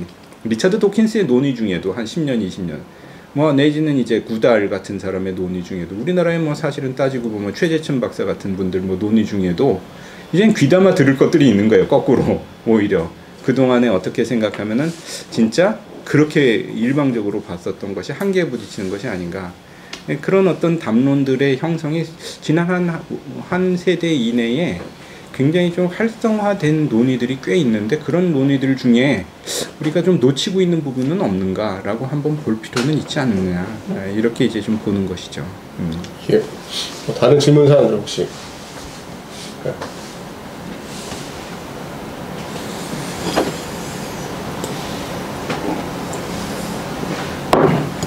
사실 뭐 이타라든가 이런 개념들도 확실히 뭐 새로운 개념들을 진화론 안에 집어넣기는 하는데 사실 좀 거칠게 표현하면 과학사 안에서는 과학 철학 안에서는 사실 진화론이라는 게 아리스토텔레스의 재판인데 다시 한번 반복에 불과한데 왜냐하면 변화라는 것을 건드리고 기본적으로 어떤 하나의 상승 단계를 이야기한다는 점에서 근데 그것이 이제 목적론 그러니까 텔로스의 개념 자체가 좀 달라졌다 혹은 텔로스가 없어졌다라고 하는 어떤 한계점에서만 이야기를 합니다. 그러니까 저는 이 진화론적 윤리설이라고 하는 것 그리고 지금 말씀해 주신 뭐 이런 부분들을 많이 갖고 오게 되면 진화론이 갖고 있는 기본적인 어떤 특색이 사라지는 게 아닌가. 그러니까 뭐 너무 자연스럽게 그런 것들 얘기하는 사람도 받아들일만 하다 하지만 결국은 진화론이라고 이름을 할 필요가 없이 오히려 기독교 신학은 그냥 변화에 대한 어떤 새로운 그 과학적인 어떤 증거들을 갖고 오는 거지 사실 진화론과 대화하는 것은 아니지 않는가. 글쎄요. 뭐 제가 한 말씀만 드리고 혹시 뭐 다른 질문이 있으시면 이제 받으면 좋을 것 같은데 이제 이런 부분 같습니다. 그러니까 지난번에 오늘은 이제 안 들어오셨지만 제가 목적과 설계라는 개념 얘기했잖아요. 그러니까 목적과 설계 그러니까 기독교 신학자들 내지는 이제 신앙인들이 끝까지 붙들고 가는 사실은 이제 그 키워드를 보면 목적과 설계고 아까 전에 뭐 구프린스턴 학파 같은 경우에도 이제 목적과 설계 얘기를 갖다 이제 했고 거기에서는 절대로 포기할 수 없다. 뭐 그 얘기를 이제 지난번에 이제 그 목적과 설계 개념에 대해서 이렇게 질문을 드렸을 때 우종학 교수님이 아마 그 얘기 하셨던 것 같아요. 과학자 입장에서 볼 때는 목적과 설계라는 단어 자체를 받아들이기 어려울 겁니다. 라고 이제 얘기를 하시면서 굉장히 어떻게 생각하면은 객관적이고 어떤 그 논리적, 합리적인 어떤 그 관점에 대해서 이렇게 한번 좀 풀어주셨던 것 같아요. 그러니까 이제 그게 이제 그 사실은 그동안에 우리가 가지고 있었던 어떤 과학이 이게 영역에서 그 주장됐었던 한 부분이라고 이제 보여요. 그냥 어떤 이제 그 형이상학적인 어떤 개념을 가지고 대입시키지 마라. 어떻게 생각하면은 목적이니 설계니 그런 것들이 다 어떻게 생각하면 의미 부여를 갖다가 제3자가 관점을 가지고 했기 때문에 일어나는 거지. 사실은 그것이 아니라 이런 원칙 자체가 설명이 되고 그것 자체가 어떻게 생각하면 이제 논리적인 구조나 아니면 정합성을 가지고 이렇게 그 맞춰져 있는 것이 과학색이 아니냐.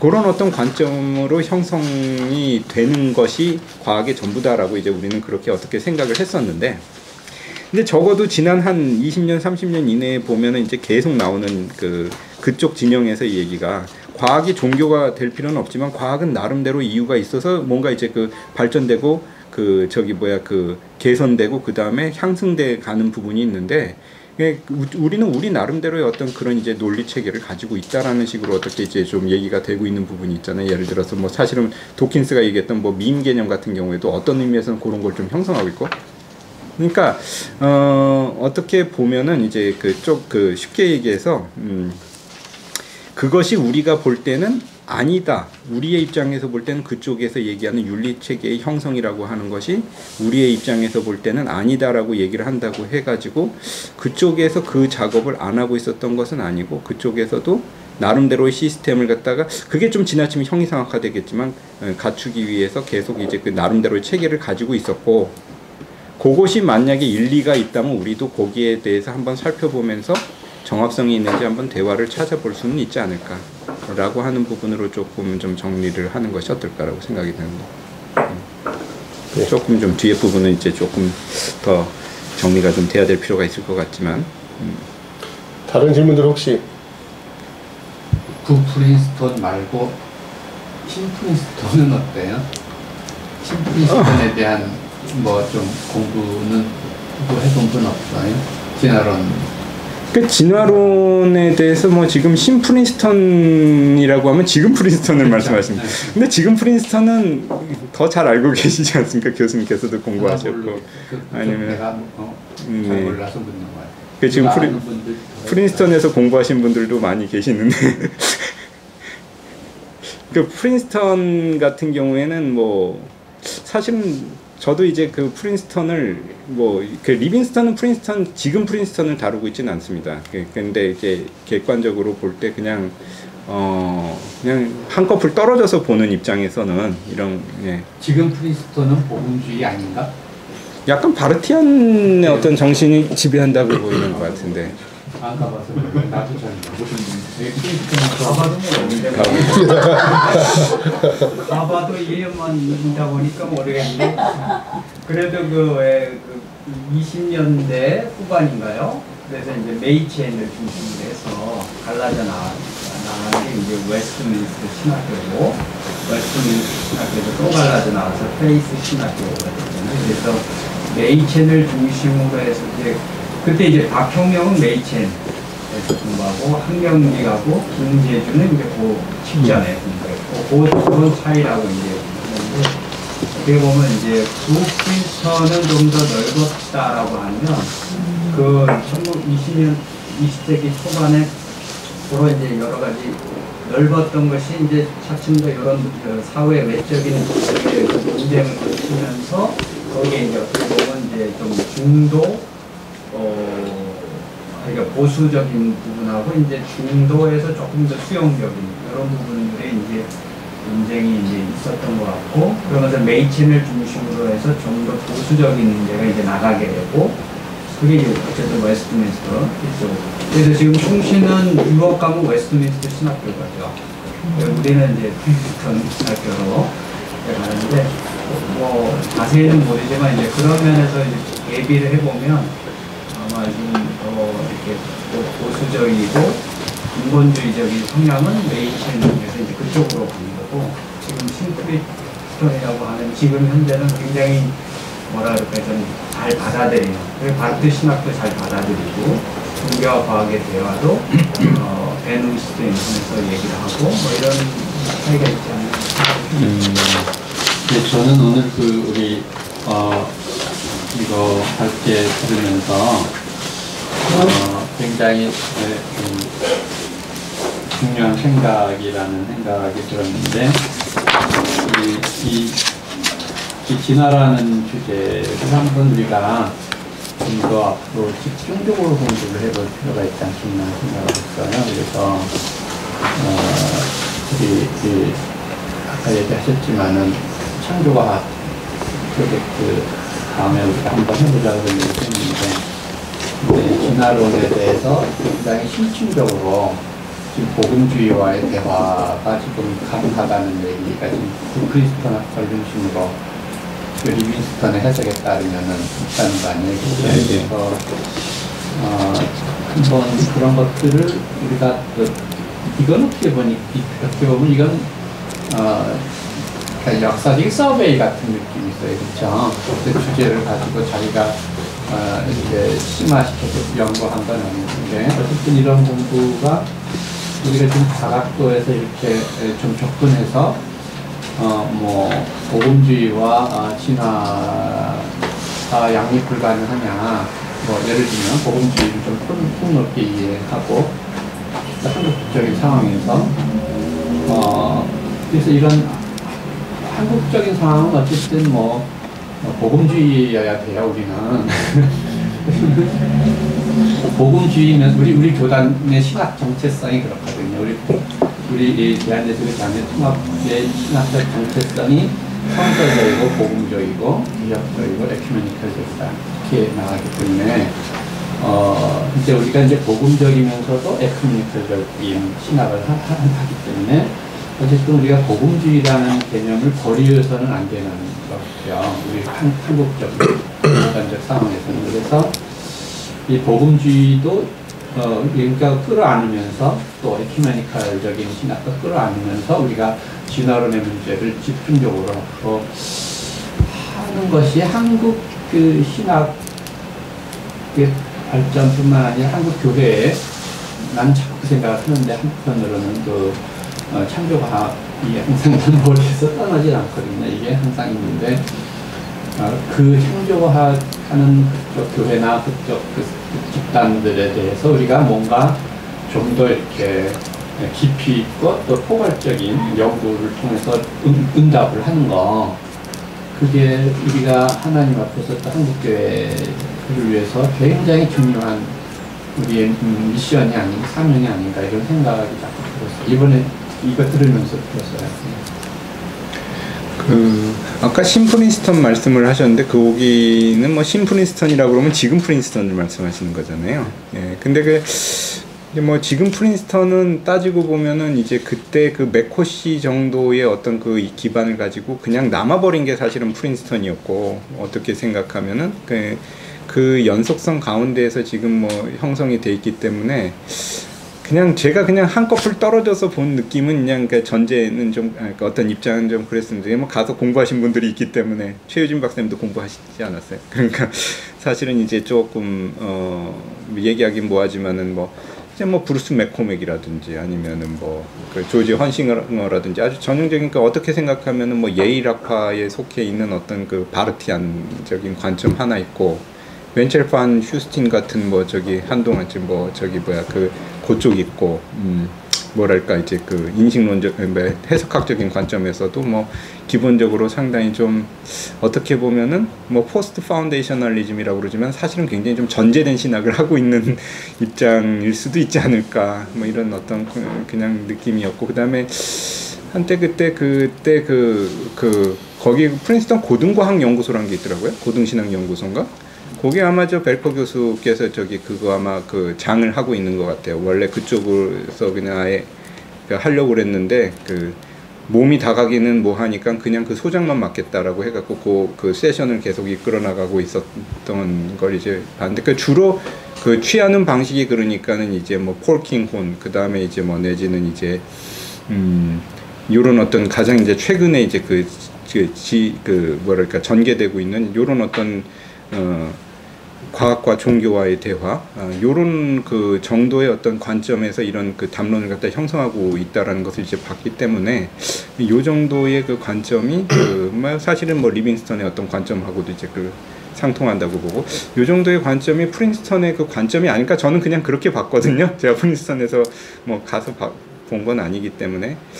그리고 그 어떤 그 나오고 있는 어떤 그 담론들도 좀 그런 어떤 형성들이기 때문에 오히려 지금도 프린스턴은 이 부분에 있어서는 굉장히 좀 적극적이고, 또 누구 말대로 아까 그 리빙스턴이 얘기했었던 그 19세기 이해 중에 토론토도 지금 사실은 여전히 연속적으로 이제 그 과학과 종교와의 대화를 갖다 굉장히 좀 적극적으로 이끌어가는 그 입장이고, 그런 걸 보면은 그때 그 가지고 있었던 어떤 그 분위기가 오늘날까지도 비슷하게 연속돼 가지고 내려오는 것으로 이제 볼 수 있지 않을까. 이런 이제 그 관점을 한번 좀 정리를 해볼 수 있을 것 같습니다. 이게 사실은, 그리고 방금 전에 교수님 말씀하신 그 진화라는 얘기가, 그 사실은 이제 복음주의 권력에서라고 할 때 한국의 이제 그 교회가 다 복음주의 권력을 얘기하는데, 계속 얘기하지만은 그 바깥에서 보면 던지는 질문이 뭐냐면, 복음주의라는 거 자체가 뭔지 모르겠다, 이런 얘기를 이제 하거든요. 아마 제가 독일에서 무슨 그 세미나를 할 때 학생 하나가 무슨 얘기 나오다 에반젤리칼리즘이라는 게 자꾸 미국이나 아니면 다른 나라에서 나오는 논문을 보니까 그런 단어가 나오는데 도대체 에반젤리칼리즘이 뭐냐고 한번 질문을 던지니까는 뭐라고 그러냐면, 이거 개념 자체가 굉장히 모호하다라는 얘기를 갖다 이제 하면서, 그 경험상을 보면은 그때 무슨 얘기를 하냐면, 미국에서 이해되는 게 다르고 한국 얘기를 하더라고요. 한국에서 이해되는 게 다르고 그다음에 유럽에서 이해가 되는 게 다르다. 한국은 오히려 에반젤리칼리즘이라면은 펀더멘탈리즘에 가깝다라고 하는 뉘앙스를 가지고 이해된다라고 생각을 한다라고 그러더라고요. 그런데 이제 한국적인 상황에서 그래서 복음주의라는 말을 우리가 저쪽 근본주의나 그쪽에 이렇게 넘겨주지 말고 복음주의라는 말을 우리가 찾아올 필요가 있지 않나 생각도 들고, 그래서 우리가 열린 복음주의 말하자면, 열린 복음주의라는 말을 우리 이종석 목사님이 쓰시는 것 같더라고요. 근데 열린 복음주의라는 그런 하나의 한국 교회의 현장, 교회에서는 복음주의여야 돼요. 한국 교회는요, 괜히 맥히미니칼 교회는 잘 몰라요. 그래서 복음적이다 이렇게 해야 되는데, 근데 이제 그게 이렇게 폐쇄적이지 않고 열려있다. 에피메니컬적인 대화나 과학적인 어떤 그런 연구나 이런 거 열려있다. 이렇게 해서 우리가 복음주의라는 거를 우리가 다시 한번 이렇게 재정의하고 좀 더 포괄적인 의미를 이렇게 끌어들여서, 만일에 우리가 프로젝트를 앞으로 한다 그러면은 한번 해볼 만하지 않나. 그 프린스턴 얘기도 좋은 것 같아요. 이 자료는 굉장히 좋은 것 같아요. 우리가 나중에 써먹을 수 있을 것 같아요. 여기 리빙스턴이 한 것들 조금 더 우리가 자세하게 좀 나중에 공부할 필요가 있겠다. 근데 최근에 이제 그 백석이라든지 합동이라든지 이런 데에서 한 2-3년 내에 나온 이제 연구물이나 발제물이나 텍스트를 좀 접할 기회가 있는데, 거기에서도 주로 이제 그 나오는 것 중에 하나가 본인들이 굉장히 좀 당혹스럽게 생각하는 테마 중에 하나가 워필드 같은 테마예요. 그러니까 워필드 같은 테마가 도대체 워필드가 어떤 맥락 가운데에서 이런 진화론에 대해서 굉장히 적극적인 관점을 표명했는지 잘 모르겠다. 그리고 그냥 넘어가 버리는 이런 것들을 이제 좀 봤어요. 그러니까 사실은 이제 복음주의적 관점이라고 얘기할 때에 가장 이제 그 좀 어려운 게 뭐냐면, 어떤 용어적 선입견이 강하기 때문에 진화라는 단어 자체만 나와도 이거는 어떤 적대적 용어다라고 해갖고 싹 어떤 방어막을 치는 경향이 있기 때문에, 사실은 이런 어떤 선입견을 갖다 넘어가는 작업 자체가 굉장히 좀 어려운 작업이 아닐까, 좀 지난한 이런 어떤 생각을 좀 하게 되는 부분이 있습니다. 어떻게 보면은 자꾸 제가 얘기해서 죄송한데, 그 프린스턴 학파 사람들이 아까 얘기한 그 두세 사람, 근데 그 사람들이 그 상식 실제론, 스코틀랜드의 그 리드의 상식 실제론의 전통의 영향을 상당히 많이 받았다는 거는, 그건 굉장한 나는 다행이라고 생각해요. 그게 하나의 철학적인 그러한 배경이 있어서 이 사람들이 비록 성서에 대해서는 근본주의적인 생각이 있었고 역사비평 같은 거 별로 안 좋아했지만 그래도 진화론에 대해서 뭔가 열려있는 그런 입장을 취했던 거 아닌가 하는 생각이 드는 거거든요. 근데 이제 좀 미안한 얘기지만 말티안적인 신학을 처음부터 갖고 있었다면요, 진화론에 대해서 더 굉장히 강하게 간다 했을 거라고 생각하거든요. 왜냐하면 신학적인 기본적인 철학적 전제가 그 상식 실제론과 바르트는 굉장히 대립적이잖아요. 그런 면에서 오히려 굉장히 다행이다 이런 생각을 하는 거거든요. 프린스턴의 그 하나의 그런 하나의 그 철학적 전통이 그런 면에서. 시간이 네. 지난 1년차 그 연구하셨을 때 이상원 교수님이 오늘 내용을 소개를 좀 해주셔가지고 아주 흥미로웠는데요. 오늘 또 이렇게 또 많은 얘기를 해주셔가지고 아주 좋았습니다. 특별히 이제 좋았던 점은 어떤 진화 또는 뭐 과학이라는 주제에 대해서 어떻게 대응하느냐 할 때 그 진화 개념 자체보다는 또는 과학 자체보다는 이제 그것을 받아들이는, 대하는 사람들이, 또 복음주의자들이든, 크리스찬들이든, 신학자든, 그들이 갖고 있는 이제 철학적인 전제들까지 이제 이렇게 들어가서 분석을 해줌으로써 이제 다양한 양상들을 보여주는 것. 그래서 이제 경험론의 영향을 끼쳤던 토론토에서는 더 적극적이었고, 그다음에 상식 실제론을 이제 받아들인 프린스턴에서는 좀 대화, 그래도 수용하려고 하는 그런 모습들이 있었고, 이런 양상들을 이제 보게 해주면 그런 점에서는 이제 좀 더 좋은 통찰이지 않을까 이런 생각은 좀 드는데, 그러면 이제 이걸 오늘날의 현장에 적용해서 볼 때 이상원 교수님이 보시기에는 이제 한국의 교회, 한국의 신학계는 어떤 철학적 전제 위에서 지금 어떤 철학적 입장에서, 물론 뭐 우리가 인식을 못한다 하더라도 이런 주제를 다루고 있는지. 이제 맨 마지막 페이지에서는 이제 갈등 양상이 이제 많아지는데 그 근본 이유는 초대주의적 사유 구조에 있기 때문이다, 이런 표현을 쓰셨는데, 어떤 뭐 이상원 교수님이 좋은 논문 발표하셨는데 이제 그런 걸 바탕으로 했을 때 우리 한국 교회, 한국 사회에서는 어떤 철학적인 입장이라고 좀 분석 또는 규정을 해볼 수 있을지 한번 생각해 보시겠습니다.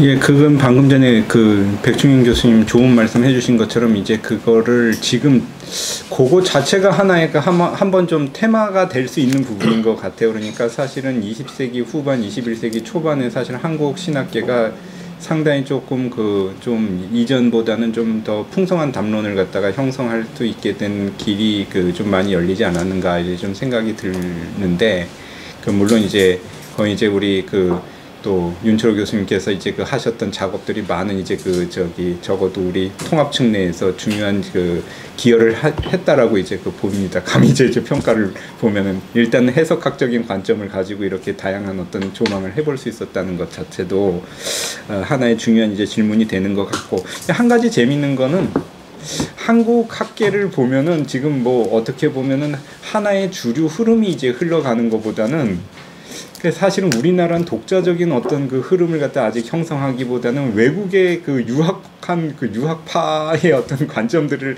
거의 그냥 좀 아직은 좀 버즈가 일어나고 있는 것 같아요. 그러니까 영미 계통의 어떤 관점, 그 다음에 어떤 독일 계통의 관점. 그러니까 독일 계통의 관점은 약간 좀 보면 약간 좀 도그마틱해요. 그 자체가.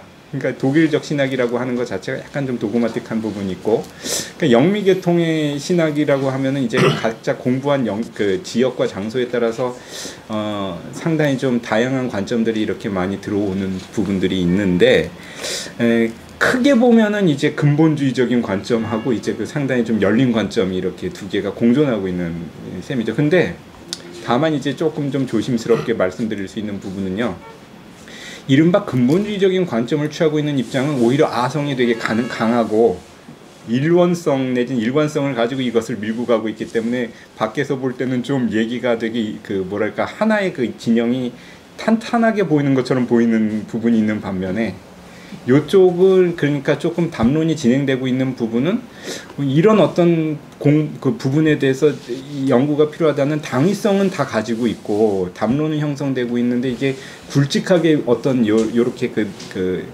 아직 뭐랄까 가닥을 칠 수 있는 부분들은 조금 더 시간이 좀 더 필요하지 않을까. 그나마 아마 이렇게 할 수 있는 것이 조금 더 그런 담론을 형성하는 데 있어서 중요한 이제 그 부분이 제시가 될 수 있는 부분은 있겠지만은 그래서 어떻게 생각하면은 이쪽은 아직 좀 정비가 좀 모자라서 지금 현재 좀 담론을 형성하면서 정리해 나가고 있는 추세가 아닌가라고 저는 그렇게 이제 좀 봤습니다. 이제 현상은 그렇고 앞으로의 방향이라고 하는 거는 어떻게 보면은 저는 개인적으로는 이제 조금 보면은 좀 기왕 어떤 벤치마킹을 할 거면 영미계통의 어떤 그 과학과 종교와의 대화를 진행하는 중요한 이제 흐름들을 형성하는 분들이 있잖아요. 뭐 맥그레스가 됐든 아니면은 뭐 뭐 폴킹원이 됐든 뭐 아니면은 이제 근데 그 벨카우 교수가 이렇게 옆에서 보면서 이제 그 담론 형성하는 걸 보면은 그분도 사실은 상당히 좀 도그마틱해요. 어떤 독일 분들 자체가. 근데 이런 표현을 쓰시더라고요. 그냥 진리를 추구하는 공동체라고, faith seeking, truth seeking, 뭐라 그러죠? 그 커뮤니티. 요 표현이 이제 그 폴킹원 교수하고 같이 쓰는 표현인데, 그러니까 어떤 그 약간 좀 비판적 실제론적인 관점, 아까 전에 말씀하신 것처럼 이런 어떤 내용을 전제로 하면서 일단은 진리는 하나님의 진리라는 것을 갖다 염두에 두고 자꾸 대화하자.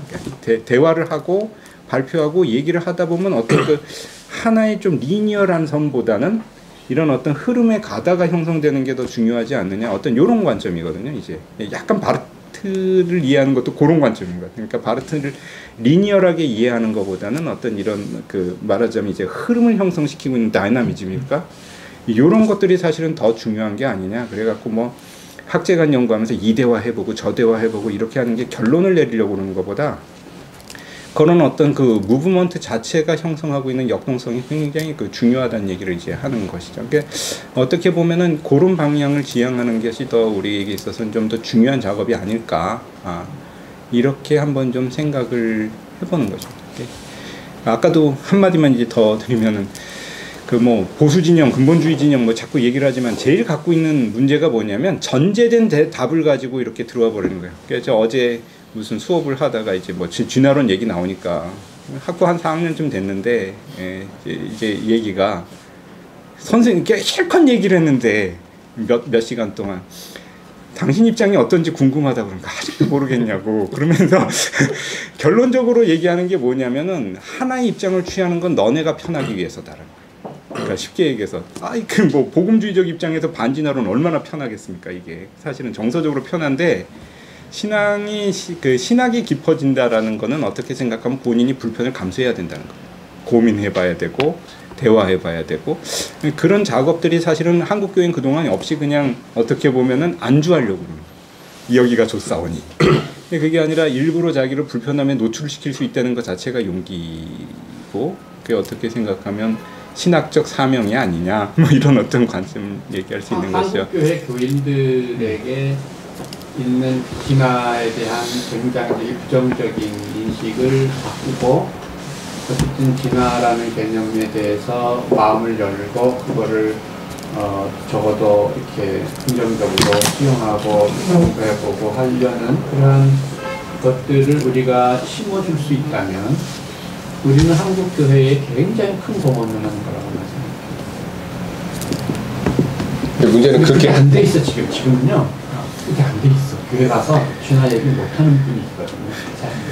근데 그렇게 하려면 사실은 지금 창조과학회들이 갖고 있는 것과 마찬가지의 성경 지식들, 그러니까 우리가 초등학교부터 중학교, 고등학교 때 배웠던 그런 분반 공부의 방식들이 지금 깨져야 되는데, 근데 문제는 또 현장에 계신 얘기를 들어보면 그걸 깨게 되면 더 이상 교인들이 남아있지 않게, 그러니까 이런 아이러니한 상황이 있어서 그거 좀 더 생각을 좀 더 해봐야 되는 문제가 아닌가.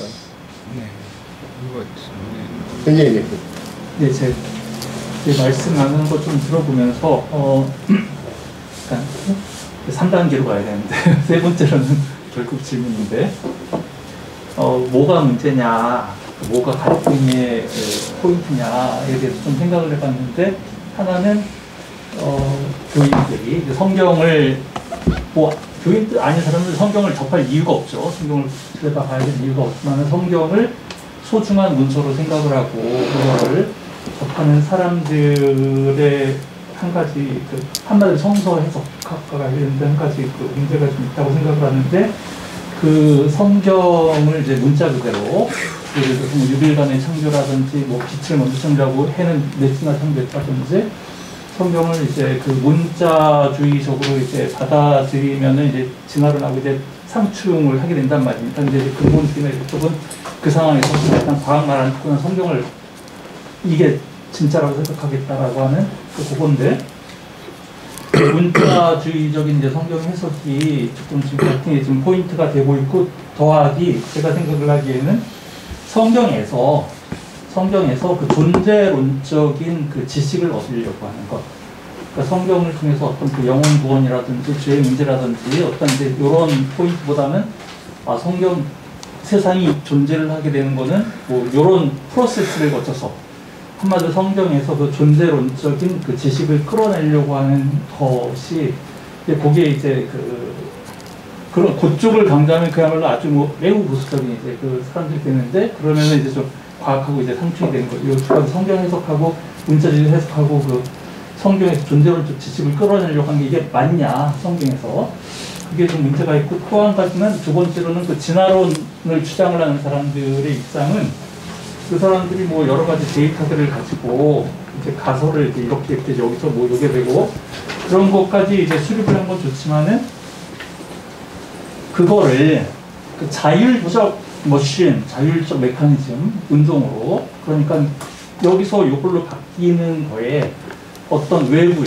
예를 들어 뭐 여기서 뭐 목적이라든지 설계라든지 뭐 우리 이제 이런 말들 이제 사용하는데 그런 거 다 안 보이는 거 다 집어치우고 그냥 얘는 그냥 물질이 내지는 뭐 세포가 자율적으로 그렇게 가게 되어 있어라고 하는 그 자율적인 그 운동 그 메커니즘을 그 확립을 하려고 하는 것이 사실은 과도한 거예요. 그건 이제 과학을 넘어선 겁니다. 예, 그러니까 그거는 이제 전제입니다. 전제. 꼭 그거를 그렇게 해야 될 이유가 없는데 꼭 그렇게 해야 될 이유가 없는데 다른 외적인 손길은 전혀 있으면 안 된다라고 하는 거는 그거는 그쪽 그러니까 다이니즘이 되는 거 다이니즘 과학이 아니라 니즘이 이제 되는 것이 문제고 이 두 가지가 제가 일단 좀 생각을 해본 것이고 여기서 지금 질문은 뭐냐면은 이 워필드가 문자주의 주장하지 않았나요?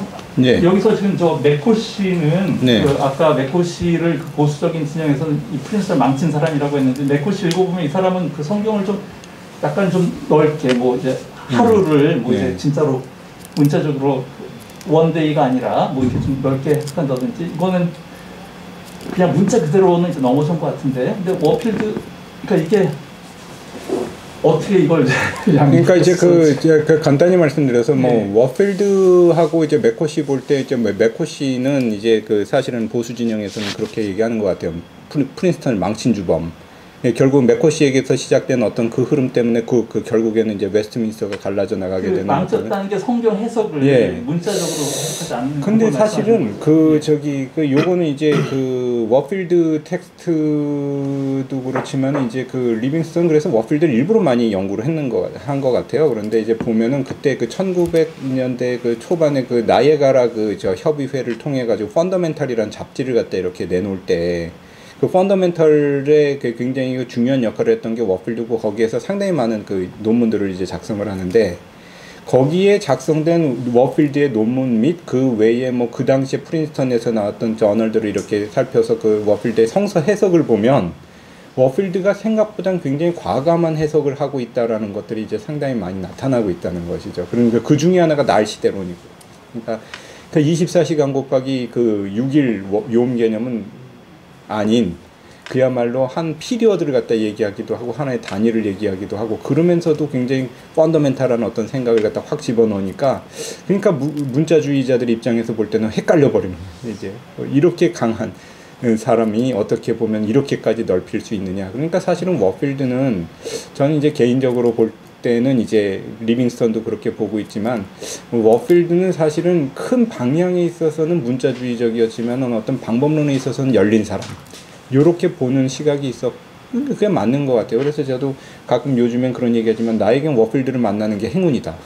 그런 얘기를 합니다. 왜냐하면 사실은 아까 뭐 교수님 말씀하신 것처럼 우리 정서에선 복음주의라고 하는 것에 대해서 우리가 이견을 달 이유가 없지만 그 가운데 어떤 대화가 수용하느냐라는 것을 이제 보여준 하나의 예일 수 있기 때문에 그런 관점에서 좀 생각.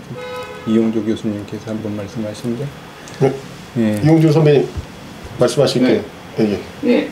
얘기를 듣다 보니 왜 우리가 20세기 초반 사람들 얘기를 듣고 있을까? 그래서 굉장히 좀 불만스럽거든요. 그러니까 이게 지금 복음주의라는 그 외피를 입으려고 노력을 하다 보니 성경에 대한 전혀 비학문적인 해석을 그리고 또 시대가 100년이나 지난 해석을 우리가 오늘날 어떻게 사용해서 포장할까라는 얘기 같아서 이게 왜 우리가 이런 얘기를 해야 되는지가 굉장히 지금 좀 불만스러워요, 개인적으로는. 그러니까 지금 리빙스턴 같은 경우에 예를 들어 리빙스턴 설명한 걸 보자고 얘기를 하잖아요. 그 말하자면 유신진화론을 얘기하는 거예요. 불러드리던 뭘 하던 거 안에 유신진화론이라는 거죠, 기본적으로.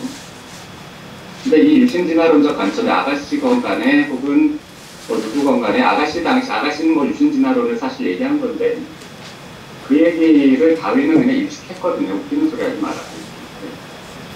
그런 건 할 얘기가 아니다. 그러니까 사실 지금 뭐 옛날 분들이니까 옛날 분들이 다윈의 진화론을 수용하면서 이걸 기독교적인 방식으로 해석하려고 할 때 이제 유신진화론도 얘기하고 뭐 설계나 목적이나 이런 개념을 집어넣지만 그러니까 다윈이 볼 때는 이제 그건 과학적 설명은 아닌 거예요. 왜 그게 과학적 설명이 아니냐면 과학이라는 것 자체가 전제가 기본적으로 전제가 뭐냐 에스티 데우스 논 다레프루란 말이죠. 그러니까 보네퍼가 한 얘기지만 보네퍼 말은 아니고 사실상은 이것이 과학자들이 기본적으로 19세기 이후에 가지고 있는 전제가 그렇죠.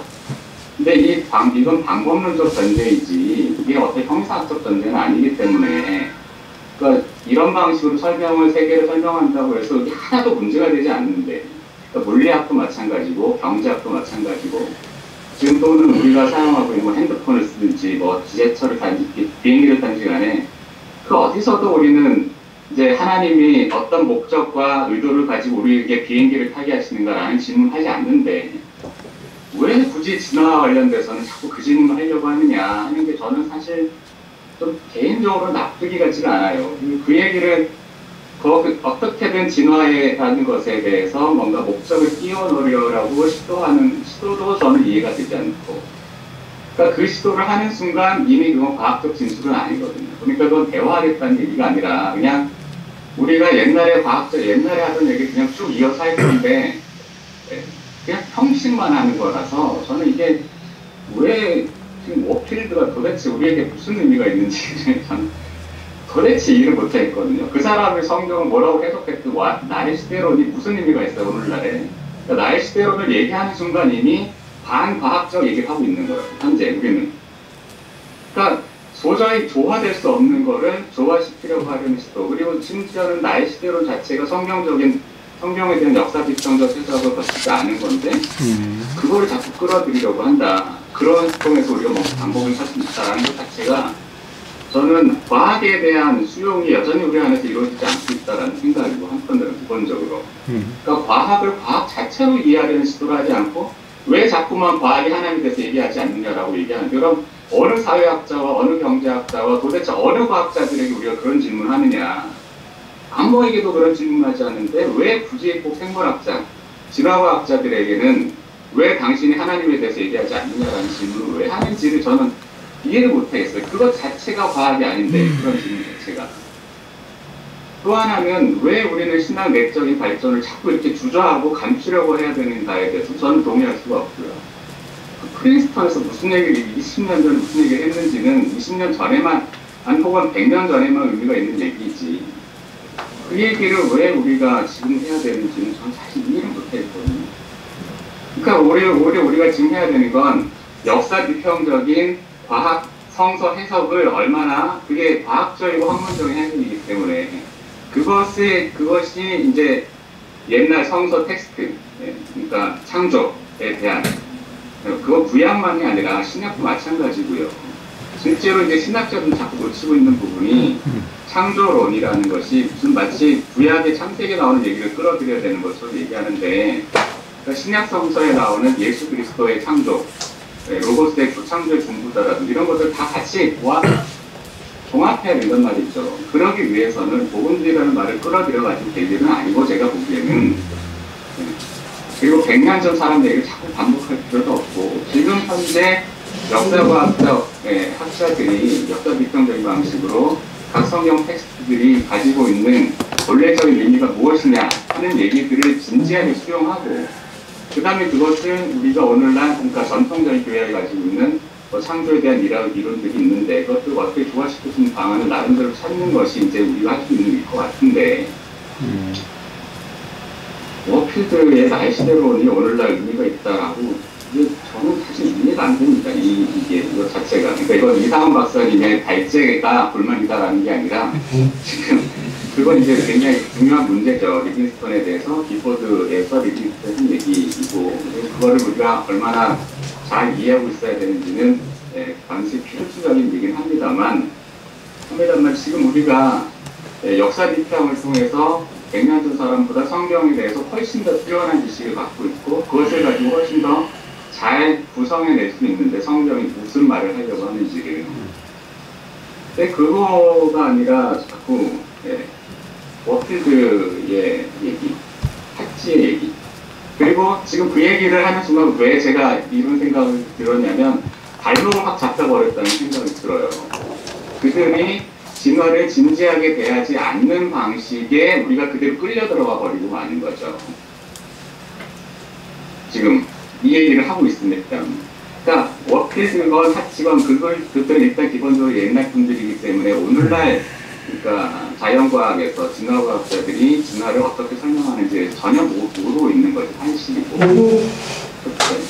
그리고 그분들은 여전히 그러한 과학적 방법론을 수용하는 걸 거부하고 있는 것도 사실이고, 그걸 진지하게 대하지 않는 부분도 분명히 있는데, 근데 그 부분을 자꾸 우리가 놓치고 그냥 지금 그분들의 입장에 어떻게 우리가 적응시킬까, 이렇게 지금 굉장히 뭔가 왜소화되고 100년 전 얘기를 또 지금 끌어들여야 되는 것 같은 느낌이라서 저는 굉장히 뭔가 제한적이다 생각이 들거든요. 충분히 가능한 게 비판점이었고요. 근데 오히려 조금 더 적극적으로 보자면 사실 저희가 뭐 신학사를 공부하든가 철학사를 공부하는 것은 어떤 사고가 변화되는 패턴들을 좀 보게 되고, 그걸 통해서 우리가 갖고 있는 현재를 좀 진단하고 앞으로 미래에 나갈 것들을 좀 생각할 수 있는 그런 입장으로 리빙스턴의 이야기를 좀 끌어오는 게 어떨까 싶고요.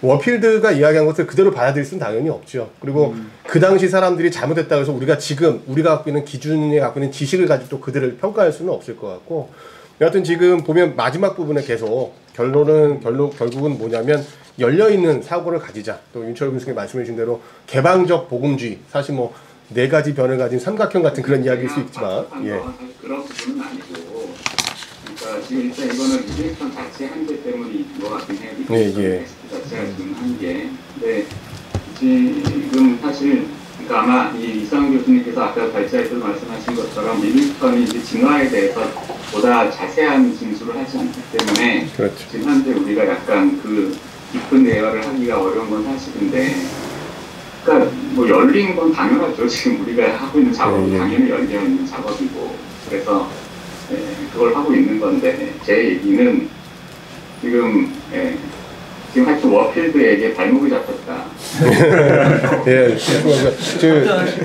그래서 자꾸만 대화에 얘기하고 싶은 게 있는데. 저 지금 시간이 너무 성경 얘기를 어떻게 하면 교회에서 욕먹지 않는 방식으로 설명할 수 있을까는 거에 대해서 굉장히 지금 좀 진지한 대화를 하고 계신데, 그렇죠. 먹읍시다 하는 게 제 제안입니다.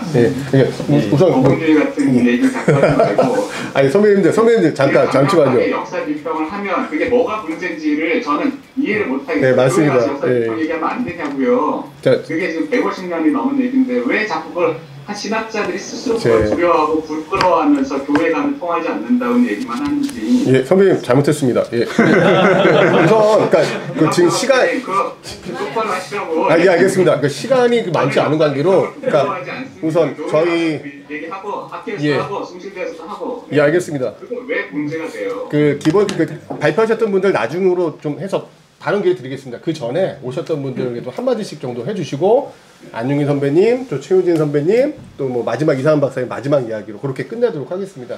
이렇게 좀 혹시 예 이야기라도 한 마디씩 해주시면 시간은 한 5분 정도 더 있으니까. 갑갑하세요. 예.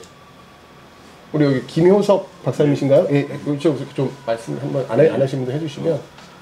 그냥 들었던 생각은 진화라고 했을 때, 그러니까 유심론적 진화 뭐 이런 말을 들었을 때 비트겐슈타인이라면 이걸 뭐라고 했을까 그런 생각이 갑자기 들었습니다. 그래서 진화라는 거는 이제 과학 담론에서 사용되는 개념이고 유신이라는 거는 이제 종교 담론에서 사용되는 개념인데 두 담론이 이렇게 짬뽕돼서 문제가 있다고 하지 않을까 갑자기 그런 생각이 들으면서 이제 비트겐슈타인이 논리철학 논거에서 정확한 워딩은 이제 생각은 안 나는데 신은 세계 안에 존재하지 않는다 라고 하면서 이제 신을 세계 안에 하나의 그러니까 뭐 존재자로 보게 되는 걸 위험 같은 걸 이제 비판했었는데 유신론적 진화 개념을 말하는 순간 어찌됐건 신을 어떻게 세계 안으로 끌고 들어오게 되지 않는가 뭐 그런 생각하면서 비트겐슈타인이라면 이런 진화와 그 신학의 대화에 대해서 뭐라고 했을까 그런 생각을 계속했습니다. 오히려 베타주의겠죠. 그러니까 그 이안 바버의 걸로 한다면 비트겐슈타인은 그 베타주의고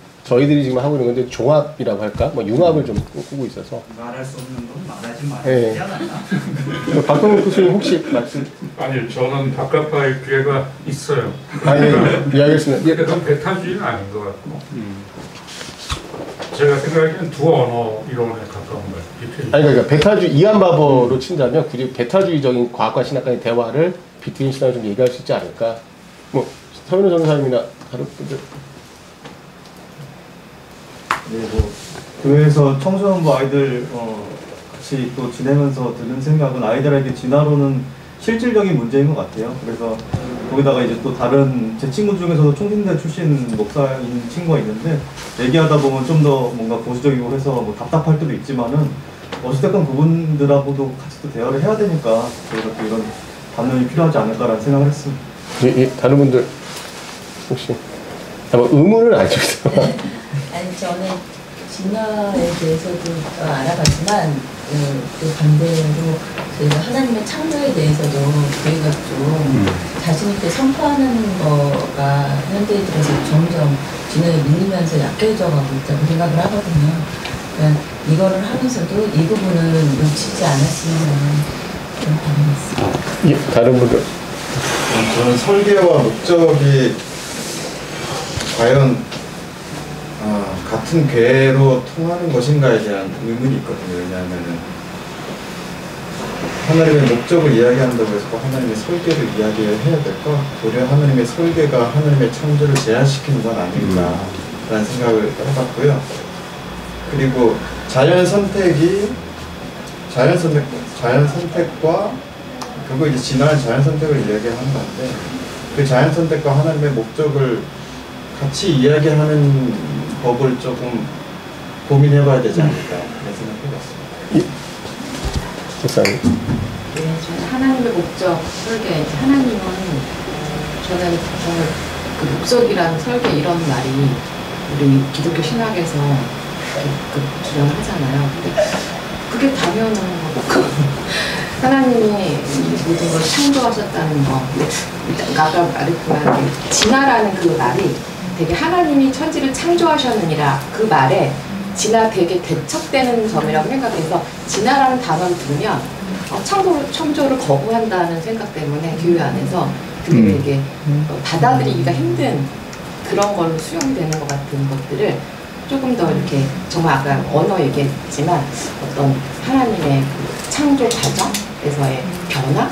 약간 그런 식으로 해서 이렇게 조금씩 이렇게 성서 해석을 폭을 좀 넓혀갈 필요는 있는 것 같아요. 그동안 너무 문자적으로만 우리가 신앙을 받아들였고 그러다 보니까 자꾸 막 진화라는 얘기만 하면 마치 되게 이단시하고 진화를 얘기하면 저 사람은 정말 복음주의자 맞는 거야? 막 이렇게 되는 문제가 좀 있는 것 같아요. 근데 저는 그런 부분을 좀 지혜롭게 좀 정말 주일학교서부터 하나하나 차근차근 잘 가르칠 필요가 있는 것 같아요. 이제 일단 신앙이 들어와 있고 어르신들, 특히 장모님들, 그분한테 가서 막 갑자기 진화 얘기하면 좋냐? 막 이럴 수 있는 것 같아요. 그러니까 이런 것들을 잘 얘기해서 하나하나 신학적으로 잘 논증하고 가르쳐 갈 필요가 있고요. 저는 목적, 근데 저는 하나님 섭리는 반드시 있다고 생각하거든요. 그래서 목적을 과거하는 섭리를 하나님이 이렇게 보이진 않고 이러지만 이 모든 역사를 주관하시는 분은 주님이시고 아무리 과학자들이 뭔가를 얘기해도 그거는 우리가 그러니까 그건 과학자들의 논리로 이렇게 전개하는 거지 그건 마치 신학과 과학은 정말 별개라고 생각을 해요. 근데 단지 우리가 어떤 접촉점을 찾아서 진화의 과정들을 우리가 좀 더 이해하고 그것들을 설득할 수 있는 것들을 연구하려고 공부하는 거라고 이건 이제 과정이라고 생각합니다. 그래서 불편스러워도 좀 성질은 가져야 될 것 같고 그렇게 생각했습니다. 예, 혹시 아니요, 저는 괜찮죠. 자, 그러면 이용주 박사님 말씀하신 것에 대해서 안윤기 선배님 네. 짧게 좀 해주시고요. 예. 최우진 박사님 짧게 좀 해주시고. 짧게 말씀드리겠습니다. 두 가지 말씀하셨는데 먼저 두 번째 거 그러니까 너무 그 발목 잡는 거 아니냐 이제 그거에 대해서 일단 이용주 박사님 말씀하신 대로 그 성경에 대한 이해도 사실 다 이제 성서 해석 자꾸 그쪽으로 가는데 그전처럼 과거처럼 그냥 문자주의나 뭐 이런 식으로 하는 건 좀 문제가 있지만 그래도 기독교인에게는 성경이 전혀 무의미한 문서는 아니란 말이에요. 성경을 이건 뭐 있어도 되고 없어도 되는 문서라면은 그 기독교인이 아니죠. 근데 성경이라고 하는 것이 물론 이제 그걸 어떤 식으로 해석을 하든 간에 기독교인의 그 정체성하고는 뗄 수가 없는데 성경을 통해서 주어진 그 특별 계시하고 과학을 통해서 주어지는 그러니까 우리는 그걸 이제 일반 계시로 이제 이렇게 이해를 하는데 특별 계시의 내용하고 일반 계시의 내용이 좀 약간 부딪히는 것처럼 보인다면은 그걸 좀 이렇게 조화시켜 보려고 노력하는 거는 좀 매우 의미 있는 작업이라고 생각을 합니다. 그냥 특별 계시는 특별 계시고 일반 계시는 일반 계시고 그냥 너 따로 나 따로 이것보다도 그걸 이제 조화시키려고 그러니까 성경을 뭐 비평적으로 읽는다 할지라도 특별 계시의 내용하고 일반 계시의 내용을 좀 이제 조화시키려고 하는 거는 좀 자연스러운 노력이다라고 생각을 하고 이게 한 가지 그 두 번째 질문에 대한 두 번째 문제 제기에 대한 말씀이고 둘째로는 왜 그 뭐 진화론 이야기할 때 왜 목적 설계 이런 이야기 자꾸 하느냐 그 과학 안에서도 그냥 그 물질들 그 유물론적이나 아니면 메커니즘 그 기계론적으로 세상을 설명을 하는 그쪽이 이제 있고 이제 생명 그 생물학처럼 이제 생명을 가지고 뭐 진화론이나 뭐 이런 쪽으로 이게 좀 약간 좀 서로 이질적인 요소가 있는데 요 이제 뭐 생명체적인 유기체적인 어떤 요런 식의 요게 사실은 그 기독교인의 기본적인 그 신앙 하나님이 세상의 그 뭐 주관자시고 지금 말씀하신 대로 하나님이 뭐 이끌고 가신다라고 하는 그것하고 이게 조화시키기가 조금 더 용이하기 때문에 이제 요거 이야기할 때마다 그걸 이제 하는 것 같아요. 그러니까 왜 요거 할 때마다 그거 이야기하냐 조금 더 제가 생각할 때 조금 더 편해가지고 그렇게 되는 좀 경향이 좀 있는 것 같다. 이렇게 전 두 가지 말씀드립니다. 예, 최우진 박사님, 코멘트 하시려고 아까 없으셨나요? 괜찮습니까? 예, 그러면 뭐, 이용주 선배님 뭐 더 하실 말씀 있어요? 괜찮나요? 제가 대답을 해야 되는 건가요? 아니요, 그렇지는 않죠. 그러면 이상은 박사님 이야기를 듣고 네. 예. 교수님이 뭐 말씀을 하신 거니까 제가 얘기를 하자면 아마 그게 사실 선명하지는 않은데요. 과학과 과학주의는 좀 구별을 해야 될 필요는 분명히 있을 것 같긴 합니다. 근데 우리가 방금 말씀하신 것처럼 과학자들이 유물론을 얘기하지 않느냐 이렇게 얘기하면 그건 과학자들 중에 형이상학적 무신론을 가지거나 철저한 형이상학적 유물론을 주장하면서 과학의 범위를 넘어서는 사람들이 있겠죠. 근데 그 주장과 진화했다는 것과 진화했으니까 하나님이 없다라는 얘기는 완전히 다른 얘기고 진화의 메커니즘 프로세스를 수학을 통해서 혹은 경험 실험을 통해서 밝혀내는 과학에 대해서는 그들이 하나님에 대해서 하나님 없이 세계에 대해서 설명한다는 사실 자체로 다 태클을 걸 수 있는 방법은 전혀 없다. 뭐 저는 생각이 들어요. 그러니까 그건 그냥 그대로 존중을 해야죠. 왜냐하면 그 검증 가능하고 합리적인 방식으로 해명했고 합리적으로 가능하니까 그건 학문이고 단순하게. 근데 대신에 그분들 중에 도킨스 같이 경계를 넘는 사람들이 있는데 그거는 우리가 오비하고 거기에 대해서 신학적인 방식으로 혹은 세계관적으로 형사 철학적인 방식으로 비판적으로 논의를 해야 하지만 이제 이것을 너무 쉽게 우리가 등치시켜버리는 경향이 있는 것도 사실인 것 같아요. 그러니까 그거 그냥 사실이잖아요. 핸드폰 쓰고 지도하는 거 쓰지 않잖아요. 물론 복음주의자들이 지도하는 사람도 있더만요. 그러니까 양말도 왼쪽부터 신을까 오른쪽부터 신을까 지도하고 하는 사람들이 있긴 하는데 그런데 그럴 수는 없는 거니까 그건 일반 상식에 반하는 거고 그건 이제 사회가 근대화되는 과정에서 국가와 그다음에 자본 시장과 그리고 과학이 독립화되고 자율화되고 그다음에 나름의 함재한 방식 설명 메커니즘이 형성되어 가는 게 당연한 과제고 그 문명의 발전 결과 우리가 지금 살아가고 있고 지금 또 우리가 그 문명의 발전 결과 줌을 통해서 이렇게 서로 멀리 있으면서 하고 있잖아요. 여기에서 줌이 되기 위해서 우리 기도하지 않으니까 예. 심지어 우리도 그렇지 않으니까 저 이게 줌 들어올 때 제발 이번에 저 들어갈 수 있게 해주세요라고 기도하지 않거든요. 무식론적으로 우리 살면서도 왜 자꾸 그렇게 과학에 대해서는 뭔가 이렇게 신적 이걸 대답을 찾으려고 하느냐 이게 조금 둘을 혼동하는 경향이 좀 있는 것 같다 우리 안에 의견 중에. 그러니까 다윈주의를 다윈이라고 생각하거나 뭐 하여튼 뭐든지 같아요. 그래서 조금 이걸 구별하면 조금 더 우리가 편안한 마음으로 진화에 대한 이야기, 자연의 유기체의 자연의 자기조직화 과정을 통해서 어떻게 이런 진화 프로세스가 구체적인 사건들이 역사적으로 발생했느냐 하는 것들을 좀 더 진지하게 배우고 그 다음에 하나는 저는 판넬메르크의 생각이 굉장히 일관되고 의미 있다고 생각되는데 그러한 과학적 설명을 로부터 철학적 의미들을 도출해내야 되는 거죠. 그래서 판넬베르크는 신학과 과학 사이에는 철학이 매개한다고 얘기하는데 동의하지 않는 분도 많이 계시겠지만 저는 좀 그런 생각이 듭니다. 과학자들이 순수하게 과학적으로 밝혀낸 현실에 대해서 그것의 철학적 의미를 빼내고 거기서 철학적 의미가 도출되는 게 사실 판넬베르크의 간단해요. 질서와 컨틴전시인 거죠. 질서와 우발성. 그 다음에 판넬베르크 이제 그 질서 우발성은 삼위일체론적 창조신앙을 통해서 이제 이걸 매개하려고 시도하고 있는 거죠. 그러니까 저희는 이제 좀 그런 방식이 좋지 않을까 싶고 그 방식만 쓸 수는 없지만 또 하나는 성경을 보는 점에서도 근데 선배님 또 좀 길어지네.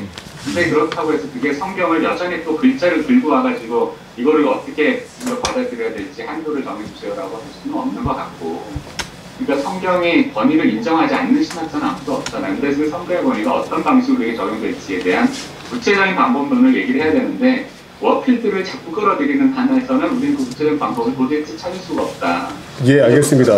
사과는 제가 드렸고요. 선배님 저희가 이제 좀 시간이 좀 된 관계로 계속 또 나중에 뭐 카톡 안에서 계속 듣도록 하겠습니다. 이상한 박사님 혹시 뭐 짧게라도 하실 말씀이 있으시면 해도 괜찮은데 시간이 너무 없어서 안 하시기를 뭐 바라긴 하는데 박사님께서 20초 드리겠습니다. 20초요? 네. 그냥 뭐 아니야 20초 그냥 늦게 시작하지 않았습니까? 그러니까 뭐 지금 끝나면 될 것 같은데요. 네. 그냥 뭐 간단히 그런가요? 일찍 말씀을 주셔야지. 아니 제 딱 세 가지만 말씀을 드리면 될 것 같아요. 첫째, 이용기 교수님, 저도 리빙스턴이 그렇게 썩 마음에 들지는 않아요. 쉽게 아니 그러니까 제가 처음에 말씀드렸던 것처럼 이게 처음에 좀 하다가 이제 어느 순간에 보니까 책은 꼼꼼히 읽고 다 읽었는데 갑갑한 거예요. 이제 어떻게 보면 이제 이 사람이 어떻게 생각하면 전제된 어떤 대답을 갖다 이제 추구하고 나가고 어떤 그런 프레임 안에서 이제 전체적인 내용들을 이렇게 담아 나가다 보니까는 이제 사실은 뭘 발견해야 되느냐라는 거에 대해서는 사실은 굉장히 좀 깝깝함이 있었어요. 그래서 사실은 그 뒤에 부분에 이제 말씀드렸던 내용도 그거였는데 이 사람의 논의 자체가 어떻게 생각하면 굉장히 어떻게 생각하면 에이테제시스 같은 어떤 느낌이 있어서 좀 깝깝함이 있고 한계가 있다. 그래서 그러나 그 여기에서 그 중요하게 이게 발견해야 되는 담론이 무언가에 대해서는 좀 부지런히 좀 찾아보려고 하는 필요가 있지 않았을까라고 하는 생각이 좀 있었고 두 번째는 이제 그 사실은 아까 전에 말씀드렸던 뭐 보네퍼도 얘기했었던 데우스 논 다르투르라는 것도 저도 굉장히 고민스러운 부분인데 한편으로는 그게 흘러가는 것 같으면서도 이제 기독교 신앙인의 어떤 관점으로 계속 이제 해석을 하다 보면 전적으로 요것만 가는 게 아니라 그 이면에 있는 어떤 본연적인 이제 근본적인 어떤 신앙적 관점이라고 하나, 이건 대부분 실존적 관점이죠. 이거하고 이제 대화가 일어나면서 묘종의 어떤 변증법이 계속 발생하는 부분이 있는 것 같거든요. 그러니까 요쪽에 어떤 그 흘러가는 그 기저 있는 신앙이라고 하는 어떤 관점도 계속 좀 놓치고 갈 수는 없지 않나라는 것에 대한 어떤 관심이 있고, 문제는 그게 미신화되거나 아니면 근본주의화되지 않으면서도 어떻게 하면 합리적인 신앙을 구성해 나갈 수 있느냐라는 것에 대해서는 계속 좀 고민이 있어야 될 것 같다라는 것이 하나 있고요. 세 번째는 이제 워필드 얘기도 그렇지만 한편으로는 저는 이용주 교수님처럼 그렇게 어떤 그 관점을 이렇게 말씀하신 게 굉장히 신학적 담론에 있어서 꼭 필요한 부분이라고 생각하고 자꾸 그렇게 나가야 되는 부분이 적극적으로 그 발전돼야 되는 부분이 있다고 보여요. 그리고 다만 이제 한편으로는 고민이 뭐냐면, 교회라고 하는 것이 우리나라 같은 경우에는 더군다나 이게 유럽 같은 크리스텐덤도 아니고, 대부분은 이제 실존적 고백이 뭐 간증이 됐든 뭐가 됐든 모종의 그런 근본주의적인 어떤 멘탈을 가지고 모인 그 그룹들이 형성이 되는 게 한국 교회의 대부분이거든요. 그러니까 그 사람들이 형성하고 있는 담론들, 용어들, 세계관들이 굉장히 견고하게 이렇게 뿌리 박혀 있는 사람들을 우리는 상대하고 살 수밖에 없는 입장이라고. 그러니까 그 사람들의 이해할 수 있는 용어를 일단은 취해야 하는 부분도 있고, 어떻게 생각하면 우리 이 교수님께서 어떻게 취하시는 방법이 그 플라톤의 동굴 밖에 나갔다 온 사람의 입장. 요걸 이제 얘기를 해줘야 되는데, 이제 말하자면은 이 사람들이 그걸 다 들을 수 있느냐, 이런 갈등을 이렇게 쭉 보다 보니까 그런 고민과 그 어떤 그 대화의 그 방법도 우리가 고민을 해볼 수밖에 없지 않겠나라는 것에서 이제 한번 이제 좀 생각해 본 말이고, 이게 제 답은 아닙니다. 그냥 하나의 그 흐름을 볼 때는 우리가 처해 있는 한국 교회라는 게 좀 그런 것이고, 저 뭐 130년 동안 복음주의 해도 안 되었으면 그만할 때가 된 것 같은데, 우리 한국 교회 집안이 아까도 말씀드렸지만 이게 크리스텐덤 국가도 아니고, 사실 한국 교회에서 뭐 갖고 있는 어떤 집안 자체가 어떻게 뭐 극단적으로 얘기하면 붕 떠 있는 것 같은 그런 사상 누각이라고 사람들이 얘기해도 할 말이 없을지 모르지만, 그 자체가 어떻게 생각하면 또 커뮤니티 공동체, 그 대규모 공동체를 형성하고 있거든요. 그러니까 어떻게 보면 우리가 그거를 무시하고 갈 수는 없다라는 것에 대해서 한번 좀 고민이 있습니다. 예, 답변 감사합니다. 사실 리케르가 쓴 책 중에 해석의 갈등이라고 하는 책이 있습니다. 그건 뭐냐면, 어차피 우리가 살아가는 삶 모든 것들이 사실 해석에 불과할 수 있다는 거고, 이 해석을 항상 하나의 형이상학적 지반을 나름대로 고유하게 갖고 있다는 것. 우리도 지금 오늘 굉장히 큰 논의를 하고 있지만, 결국은 우리 각자가 갖고 있는 형이상학들의 기본적인 전제 안에 사로잡혀서 이야기를 하다 보면, 결국 우리가 취할 것은 내가 형이상학에 사로잡혀 있다는 것, 그래서 개방적으로 대화를 나누겠다는 태도를 갖는 것, 뭐 이런 두 가지 전법일 수는 있겠지만, 이런 방식이 열려진 마음이 필요하지 않을까 싶습니다. 오늘 발표 너무 감사하고요. 저희 박수로 발표를 좀 마치도록 하겠습니다. 수고하셨습니다.